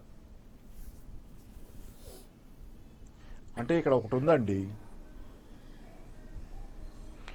అంటే ఇక్కడ మీరు చెప్పింది కరెక్టే, అక్కడికే వచ్చారనేది కరెక్టే, కానీ దీనిలో రాజకీయాలు పక్కన పెట్టి కాసేపు ఆలోచిస్తే మీరు చెప్పింది కరెక్టే. కానీ ఏంటంటే వాస్తవానికి ఏంటంటే జిఎస్టీ అనేది ఒక అభ్యుదయకరమైనటువంటి ప్రోగ్రెసివ్ మంచి ఆర్థిక విధానం. దేశానంతా రాజకీయంగా సమైక్యంగా ఉన్న దేశాన్ని ఆర్థికంగా కూడా సమైక్యం చేసే దేశం. ఒక దేశం ఒక పన్ను అనేది, కానీ అక్కడ ఒక దేశం ఒక పన్ను లేదు. ఎన్నో పన్ను స్లాబులు పెట్టారు. 18% ఉంది, 12% ఉంది, 5% ఉంది, బంగారం మీద 3% ఉంది, ఆ పైన 28% ఉంది. ఇవన్నీ ఉన్న తర్వాత అది ఒక దేశం ఒక స్లాబ్ కాదు. ఆ రోజే దీని మీద విమర్శలు వచ్చినాయి. యశ్వంత్ సిన్హా గారు కూడా ఆ రోజు చెప్పారు, ఇది జిఎస్టీ మాత్రం కాదు, ఇది ఏదైనా వేరేది కావచ్చు, కానీ జిఎస్టీ కాదు, ఒక దేశం ఒక పన్ను అనేది ఎక్కడ ఉంది, దానిలో లేదు. అట్లా చాలా అవకతవకలు చాలా లోపభూయిష్టంగా దాన్ని ప్రవేశపెట్టి అమలు జరపడం వల్ల అసలు సరిగ్గా అమలు జరిపిన దేశాల్లోనే చాలా దేశాల్లో జిఎస్టీని అమలు జరిపిన ప్రభుత్వం ఏదైతే ఉందో ఆ ప్రభుత్వం తర్వాత ఎన్నికల్లో గెలవలేదు. ఇది జరిగినటువంటి వాస్తవం. ఆ రోజే మేమంతా వేలెత్తి చూపించాం. ప్రపంచంలో చాలా దేశాల్లో జిఎస్టీని 5-6% ట్యాక్స్ పెట్టిన మలేషియాలో కూడా ఆఖరికి జిఎస్టీ ఎత్తేసుకున్నారు ఈరోజు. అందుకని జిఎస్టీ ప్రోగ్రెసివ్ విధానమే కావచ్చు, కానీ అది అమలు జరిపిన దేశంలో ధరలు పెరిగి ప్రజలు ఆ ప్రభుత్వాన్ని తిరస్కరించారు తర్వాత ఎన్నికల్లో మోస్ట్ ఆఫ్ ది కేసెస్ ఇది. అందుకని ఏంటంటే జిఎస్టీ అనేది ఒక రిస్కీ గ్యాంబిట్ అది. అందుకే మీరు ఆ రోజు హాట్ పొటాటోని బీజేపీ చేతిలో పెట్టారు. అంటే మీరు మంచి ఉద్దేశాలు ఉండొచ్చు, తక్కువ ట్యాక్స్ రేట్ మీకు ఉంటే ఉండొచ్చు ఈ రోజు మీరు చెప్పినట్టు. అయితే ఏంటంటే అది హాట్ పొటాటో, దాని జోలికి పోయిన వాళ్ళు ఎవరు తప్పించుకోలేకపోయారు. అయితే బాపారావు గారు ఆ రోజు ముఖ్యమంత్రిగా ఉన్నటువంటి మోడీ గారు, గుజరాత్ ముఖ్యమంత్రిగా జిఎస్టీ కభీ నహీ హోగా అని మాట్లాడినారు. అసలు జరగనీయం రానియం అని మాట్లాడిన ఆయన ఇక హడావుడిగా వ్యతిరేకించారు, పూర్తిగా వ్యతిరేకించి ప్రధానమంత్రి అయిన తర్వాత ఉమ్మడి సభల పార్లమెంటరీ సమావేశం పెట్టి అర్ధరాత్రి సమావేశంలో నిర్ణయం ప్రకటించేశారు. ఏదో దేశానికి మళ్ళీ ఏదో స్వాతంత్రం వచ్చినప్పుడు ఎట్లాగైతే అర్ధరాత్రి ఇలా సమావేశం జరిగిందో అదే పద్ధతిలో పెట్టి ప్రకటించడం, ఆర్భాటంగా ప్రకటించడం. అది తర్వాత అనేక సవరణలు, 200 పైగా సవరణలు, మళ్ళీ ఇవాళ సవరణలతో కూడా కలుపుకుంటే బహుశా అది 200+ 250+ అవుతుంది ఆ సవరణలు. సో అది వాళ్ళు ఎంత లోపభూయిష్టంగా చేశారు, ఎంత హడావుడిగా, ఎంత నిబద్ధత లేకుండా కరెక్టే మీరు చెప్పింది. మోడీ గారు ఇది ఒకటే విషయం నిదర్శనంగా కనిపిస్తూ ఉందండి. అదే కాదు, మీరు జిఎస్టీ గురించి కాదు, మోడీ గారు ఈ ఒక్క విషయంలోనే కాదు, మోడీ గారు డిమానిటైజేషన్ కూడా తాను మినిస్టర్లందరినీ ఒక రూమ్లో కూర్చోబెట్టి మొబైల్ ఫోన్లు కూడా లేకుండా వచ్చి చేశారనేది ఆ రోజు దాన్ని ప్రకటన చేశారనేది విన్నాం. ఆయన డ్రామాటిక్స్లో మాస్టర్, కానీ ఆ డ్రామాటిక్స్ కూడా ఎగ్జాస్ట్ అయిపోవటం వల్లే ఈరోజు మా అన్ని రాష్ట్రాల్లో ఓటమి, బై ఎలక్షన్లలో ఓటమి ఇవన్నీ మూట కట్టుకుంటున్నారు. ప్రజలకి డ్రామాటిక్స్తో కడుపులు నిండవు. ప్రజలకి కడుపు నిండాలంటే దానికి దారి చూపించేవాళ్ళు కావాలి. ఇందా మిత్రులు, పెద్దలు బీజేపీ మిత్రులు అంటున్నారు, ఆయన ఏమి విమర్శించడానికి కాదు, కానీ నేను చెప్తున్నా, కాశ్మీర్లో తీవ్రవాదులు ఉద్యోగం కోల్పోయారు, వాళ్ళు కోల్పోయిన వాళ్ళు తీవ్రవాదులు అని చెబుతున్నారు. దురదృష్టం ఆ మాట మీరు అనకండి, ఎందుకంటే కాశ్మీర్లో తీవ్రవాదులు ఇంకా చెలరేగుతున్నారు, అది వేరేది. రెండో పక్కన ఏంటంటే ఉద్యోగాలు కోల్పోయిన వాళ్ళంతా తీవ్రవాదులు కాదు. చాలా మంది 1,12,00,000 మంది జనవరి 1, సెప్టెంబర్ 17, 2018 అక్టోబర్ మధ్య ఉద్యోగాలు కోల్పోయారు. వాళ్ళని తీవ్రవాదులను మీరు దయచేసి పోల్చొద్దు. వాళ్ళు పొట్టకుట్టి కోసం పనిచేసుకునే వాళ్ళు, వాళ్ళ పొట్ట మీద ఈ డిమానిటైజేషన్ లాంటి నిర్ణయాల వల్ల దెబ్బపడింది. వాళ్ళకి తీవ్రవాదులకు పోలిక లేదు. తీవ్రవాదులు ఈ రోజు ఇంకా చెలరేగుతున్నారు కాశ్మీర్లో కన్ఫ్రంటేషన్స్ పెరుగుతున్నాయి, పాక్ బార్డర్లో కాల్పులు పెరుగుతున్నాయి. కాబట్టి ఏంటంటే దాన్ని మీరు సర్దిపుచ్చామని చెప్పొద్దు. రెండోది ఏంటంటే మిత్రులు ఆయనే అన్నారు ఏంటంటే యశ్వంత్ సిన్హా గారు మా పార్టీ కాదన్నారు. దురదృష్టం, మీరు మీ పార్టీలో ఉండగానే ఆయన ఈ విమర్శ చేసి ఆ తర్వాత బయటికి వెళ్ళారు. అక్కడ ఉండగానే చేశారు ఈ విమర్శ. మొదట ఇప్పుడు పుస్తకాల్లో ఏదైతే రాశారో వాటిలో చాలా విమర్శలు ఆ రోజే చేశారు ఆయన. ఆయన వెళ్ళటమే కాదు, మీరు మర్చిపోయారేమో, మీ మిత్రులు ఇంకా చాలా మంది ఉన్నారు బయట. ఇప్పుడు మిమ్మల్ని వాళ్ళు అరుణ్ శౌరి అరుణ్ శౌరి గారు గుర్తుండొచ్చు మీకు. అరుణ్ శౌరి గారు కూడా మీ పార్టీ ఆయన, మీరు గుర్తుంటే గుర్తు చేసుకోండి. మా పార్టీలోనే ఉన్నాడు. Jayant Sinha is in party. Jayant Sinha ఇంకా పార్టీలోనే ఉన్నాడు.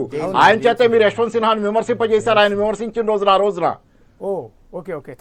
తండ్రిని కొడుకే కొడుకుతోటి విమర్శలు పెట్టించినారు కదా. ఓకే, అదే అరుణ్ శౌరిని గుర్తు చేసుకోండి. రామ్దేవ్ కూడా మిమ్మల్ని అప్పుడప్పుడు విమర్శిస్తున్నాడు, అది చూసుకోండి. శత్రుఘ్న సిన్హా కూడా మిమ్మల్ని విమర్శిస్తున్నాడు. వీళ్ళంతా మీ పార్టీ కాదనుకుంటే మర్చిపోయారు మీరు. అమ్నిస్టియా వచ్చింది, మర్చిమరుపు వచ్చింది. ఓకే, ఒక్క నిమిషం అండి పాపారావు. అరుణ్ శౌరి చాలా కీలకమైన పాత్ర నిర్వహించిన వాడే. ఇప్పుడు ప్రధానంగా మీకు ప్రశ్న, మీరు మళ్ళీ చెప్తున్నారు కానీ ఒక్క నిమిషం. జిఎస్టీ అనేది చాలా మందికి ఈ రోజుకి కూడా ఇబ్బంది పడుతున్న మాట వాస్తవం. ఎందుకంటే చాలామంది వ్యతిరేకించారు.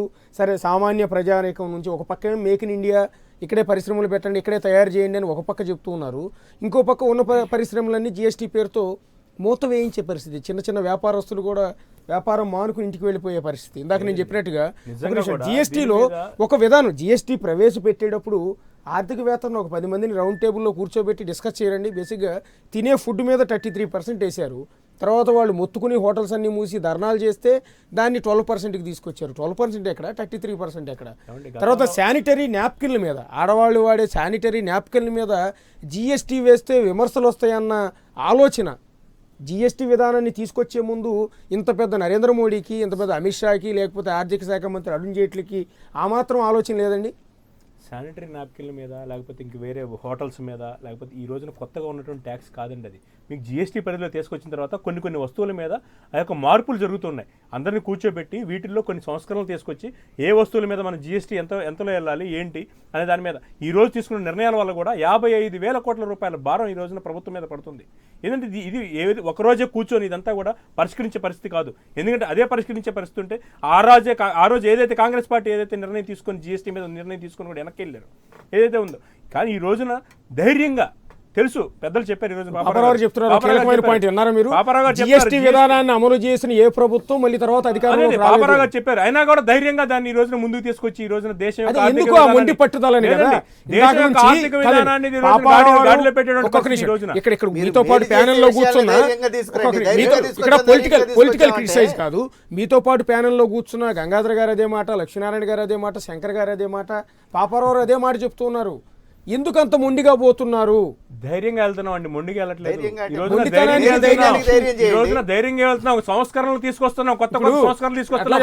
ఎవరు గతంలో తీసుకునేటువంటి సంస్కరణలు ఈ రోజు భారతీయ జనతా పార్టీ తీసుకొస్తుంది. ఇప్పుడు ఇదే బుక్ రాసిన, మిమ్మల్ని విమర్శించిన, మీ విధానాలని తప్పుపట్టిన మీ పార్టీ మాజీ నేత యశ్వంత్ సిన్హా గారు ఆయన ఆర్థిక శాఖ మంత్రిగా ఉన్నప్పుడు అనేక విధాలైన ఆర్థిక సంస్కరణలను తీసుకురాగలిగారు.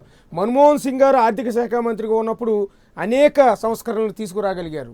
సో ఇప్పుడున్న మోడీ ప్రభుత్వంలో ఆర్థిక శాఖ మంత్రిగా ఉన్న అరుణ్ జైట్లీ ఏం సంస్కరణలు తీసుకొచ్చారు అంటే ఉన్న వాటిని నాశనం చేశారు కదా. చేసే విమర్శ మీరు కూడా చెప్తున్నారు, అది విమర్శ మాత్రమే. ధైర్యంగా తీసుకున్నటువంటి నిర్ణయాలు అరుణ్ జైట్లీ తీసుకున్న రోజున అరుణ్ జైట్లీ ఆర్థిక మంత్రికి తీసుకొచ్చారు అంటే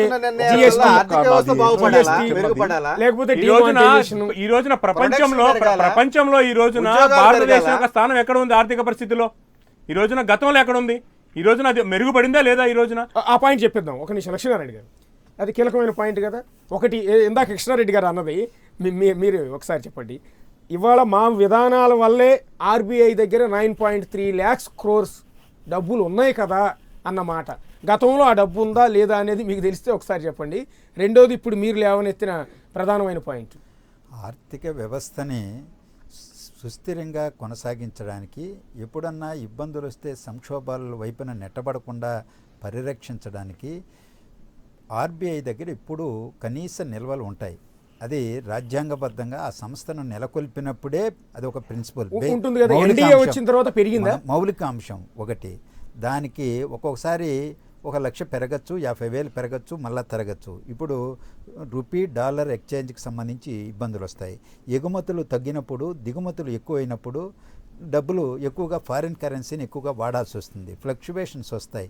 వీటన్నింటినీ ఒడిదుడుకులను తట్టుకొని భారత ఆర్థిక వ్యవస్థను సమతుల్యతతో నిర్వహించడానికి ఆర్బీఐ దగ్గర నిధులు ఉంటాయి. వాటిని నేను అక్కడ ఉన్నాయి కాబట్టి, పోగుబడి ఉన్నాయి కాబట్టి తీసుకెళ్ళి ఇంకో చోటుకి వాడుకుంటాననేటువంటిది అది అసంబద్ధమైనటువంటిది. ఆర్బీఐ నుంచి వాళ్ళ దగ్గర ఉన్నటువంటి వచ్చేటువంటి లాభాల నుంచి డివిడెండ్స్ కూడా తీసుకుంటుంది గవర్నమెంట్. ఈ ఏడాది కూడా 50,000 కోట్లు 60,000 కోట్లు చెల్లించారు. సో అది ఒక పద్ధతి ప్రకారం ఉండాలి ఒకటి. రెండవది, ఈరోజు జిఎస్టీ అనేటువంటిది ఒకే దేశం ఒకే పన్నుల వ్యవస్థ మంచిదే. ఢిల్లీలో ఏ రేటు ఉంటుందో విజయవాడలో కూడా ఆ రేటు ఉండాలి ఒక వస్తువుది.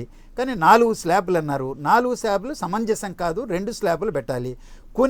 కొన్నింటికి అసలు పన్నే ఉండదు, పన్ను రహిత సరుకులు ఉంటాయి. ఈరోజు వ్యవసాయం సంక్షోభంలో ఉన్నది. వ్యవసాయ ఉత్పత్తులపైన జిఎస్టీ వేయడం ఏంటండి? వ్యవసాయ ఉత్పత్తులు వాల్యూ యాడెడ్ ఇది వచ్చిందనుకోండి, ఏదైనా వ్యవసాయ ఆధార పరిశ్రమలో దాన్ని ఒక మామిడికాయలే ఉన్నాయి, వాటిని ఎండబెట్టిన తర్వాత వాటికి విలువ పెరుగుతుంది అనుకోండి, దాని మీద జిఎస్టీ వేస్తాయట. వ్యవసాయం రంగం సంక్షోభంలో ఉంది, ఆత్మహత్యలు జరుగుతున్నాయి, రుణాలు రద్దు చేయమనేటువంటి డిమాండ్లు ఉన్నాయి. కొన్ని రాష్ట్రాలు రుణాలు రద్దు చేశాయి, దాన్ని గాడిలో పెట్టాలి, దానికి రెట్టింపు ఆదాయాన్ని తెచ్చి పెడతానన్నటువంటి మోడీ గారు వ్యవసాయ ఉత్పత్తులపైన కూడా జిఎస్టీ పెట్టడం. రెండవది పెట్రోల్ డీజిల్ ధరలపైన ఈరోజు జిఎస్టీ పరిధిలోకి తీసుకురామంటే రాష్ట్రాలు ఒప్పుకోవడం లేదు. జిఎస్టీ కౌన్సిల్ మీద ఎప్పుడైనా పెట్టారా, చర్చించారా? జిఎస్టీ కౌన్సిల్లో మెజారిటీ సభ్యత్వం ఎవరికున్నది? కేంద్రానికి ఉన్నది. కేంద్రంలో ఉన్నటువంటి భారతీయ జనతా పార్టీ పాలిత రాష్ట్రాలు వాళ్ళందరూ కలిస్తే 2/3 మెజారిటీ జిఎస్టీలో కౌన్సిల్లో ఉంది. చేయొచ్చు కదా. చేయాలంటే రాజకీయ సంకల్పం ఉంటే ఎందుకు పెట్రోల్ ఉత్పత్తులను జిఎస్టీ పరిధిలోకి తీసుకురాలేదు? ఇప్పుడు మీరు చెప్పిన 2 పాయింట్లు కూడా కృష్ణారెడ్డి గారు నోట్ చేసుకుంటారు, బీజేపీ నాయకులు కూడా నోట్ చేసుకుంటారు. కాకపోతే ఎన్నికల ముందు 2019 లోక్సభ ఎలక్షన్స్కి సరిగ్గా 3 నెలల ముందు మీరు చెప్పినవన్నీ జరుగుతాయనేది బయట రాజకీయవేత్తలు చేస్తున్న ఒక విశ్లేషణ. ముఖ్యంగా ఎన్నికల ముందు ఏదైతే పెట్రోల్ డీజిల్ రేట్లను జిఎస్టీ పరిధిలోకి తీసుకురావడం ద్వారా ఇప్పుడున్న పెట్రోల్ ధర దాదాపు 73 రూపాయలు ఉన్నట్టుంది వాళ్ళ పెట్రోల్ రేటు, 74 రూపాయలు, దాన్ని 40 రూపాయలకి తీసుకొస్తారు. ఒకటి, ప్రజల్లో ఏదైతే వ్యతిరేకత మూటగట్టుకుని ఉందో అది ఎన్నికల ముందు ఆ సంస్కరణ తీసుకురావడం ద్వారా దాన్ని తగ్గించుకునే ప్రయత్నం, ఆ వ్యతిరేకతని. ఇక రెండో పాయింట్, ఇప్పుడు మీరు ఒకటి చెప్పారు, దేశవ్యాప్తంగా రైతుల రుణమాఫీ, వ్యవసాయాన్ని జిఎస్టీ పరిధిలోకి తీసుకొచ్చి ఇబ్బంది పెట్టారు అని. ఇప్పుడు ఎన్డీఏ ప్రభుత్వం మనసులో ఉన్న ఒక ఆలోచన కృష్ణారెడ్డి గారికి బాగా తెలిసి ఉంటుంది. ఏదైతే రాబోయే 3-4 నెలలలో దేశవ్యాప్తంగా ఉన్న రైతులందరికీ ఒక్కొక్కరికి 3 లక్షల రూపాయల చొప్పున వ్యవసాయ రుణమాఫీ చేసే ప్రతిపాదన కేంద్ర ప్రభుత్వం దగ్గర ఉంది. అయితే అది ఎప్పుడు జరుగుతుంది అంటే రిజర్వ్ బ్యాంకు దగ్గర ఉన్న డబ్బు ఏదైతే ఉందో ఆ డబ్బులో ఒక 3.5 లక్షల కోట్లను రిలీజ్ చేస్తే. అంతేనండి కృష్ణారెడ్డి గారు? రోజున ఆర్థిక శాఖ మంత్రి గారు కూడా ప్రకటన ఇచ్చారు, మీరు చూసారు లేదు, ఏదైతే రిజర్వ్ బ్యాంక్ దగ్గర ఉన్నటువంటి నిల్వల జోలికి మేము పోవట్లేదు, మేము పోదలుచుకోలేదు, పోవటం లేదని చెప్పి ఎంత ఇచ్చినా కూడా ఉర్జిత్ పటేల్ రిజైన్ చేయడానికి ప్రచారాలు ఈ రోజున ఉర్జిత్ పటేల్ రిజైన్ చేయడానికి ప్రధాన కారణం ఒకటి చెప్పండి మీరు. అదే గుజరాత్ కి సంబంధించిన వ్యక్తి కదా, గుజరాత్ సంబంధించిన వ్యక్తి భారతీయ జనతా పార్టీ జేబులో మనిషి చెప్పారు కదా. ఆయన రాజీనామా చేసి ఎందుకు వెళ్ళిపోయారు ఆయన చెప్పారు. ఆయన క్లియర్ గా చెప్పారు, నా యొక్క వ్యక్తిగతమైన కారణాల వల్ల నేను ఈ రోజున దీని నుంచి నిష్క్రమిస్తున్నానని చెప్పి ఉన్నారు. అంటే దేన్ని నమ్ముతారు మీరు? అంటే ప్రతిపక్షాలు చేసేటువంటి ఆరోపణలు నమ్ముతారా? కాదండి.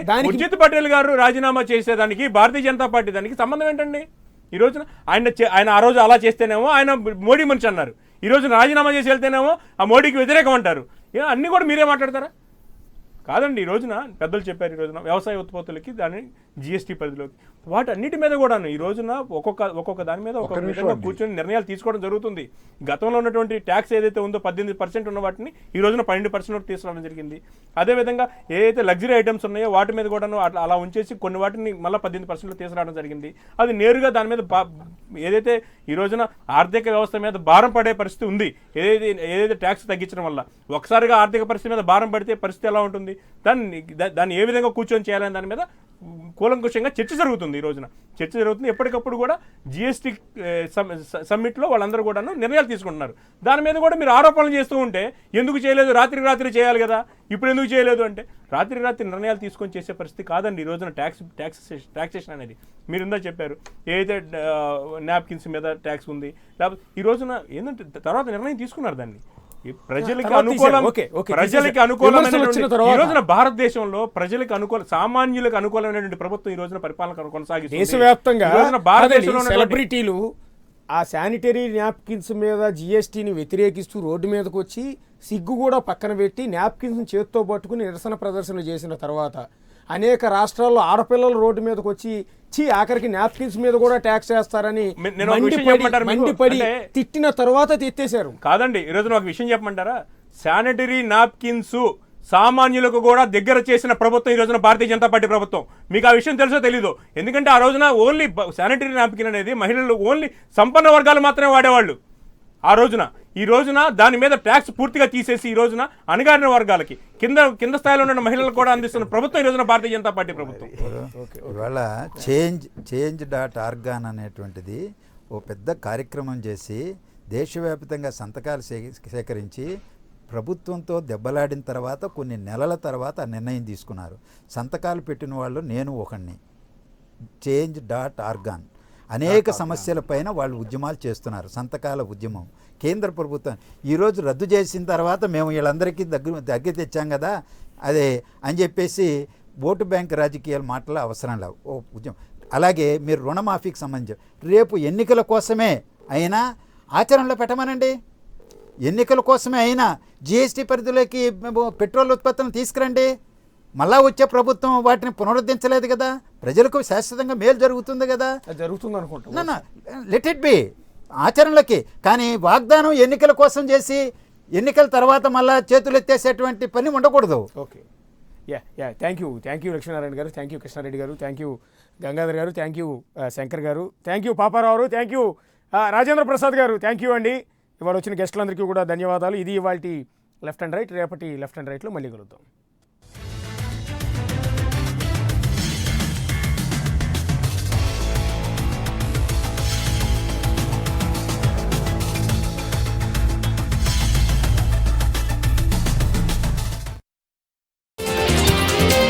This bulletin is sponsored by Colgate Strong Teeth.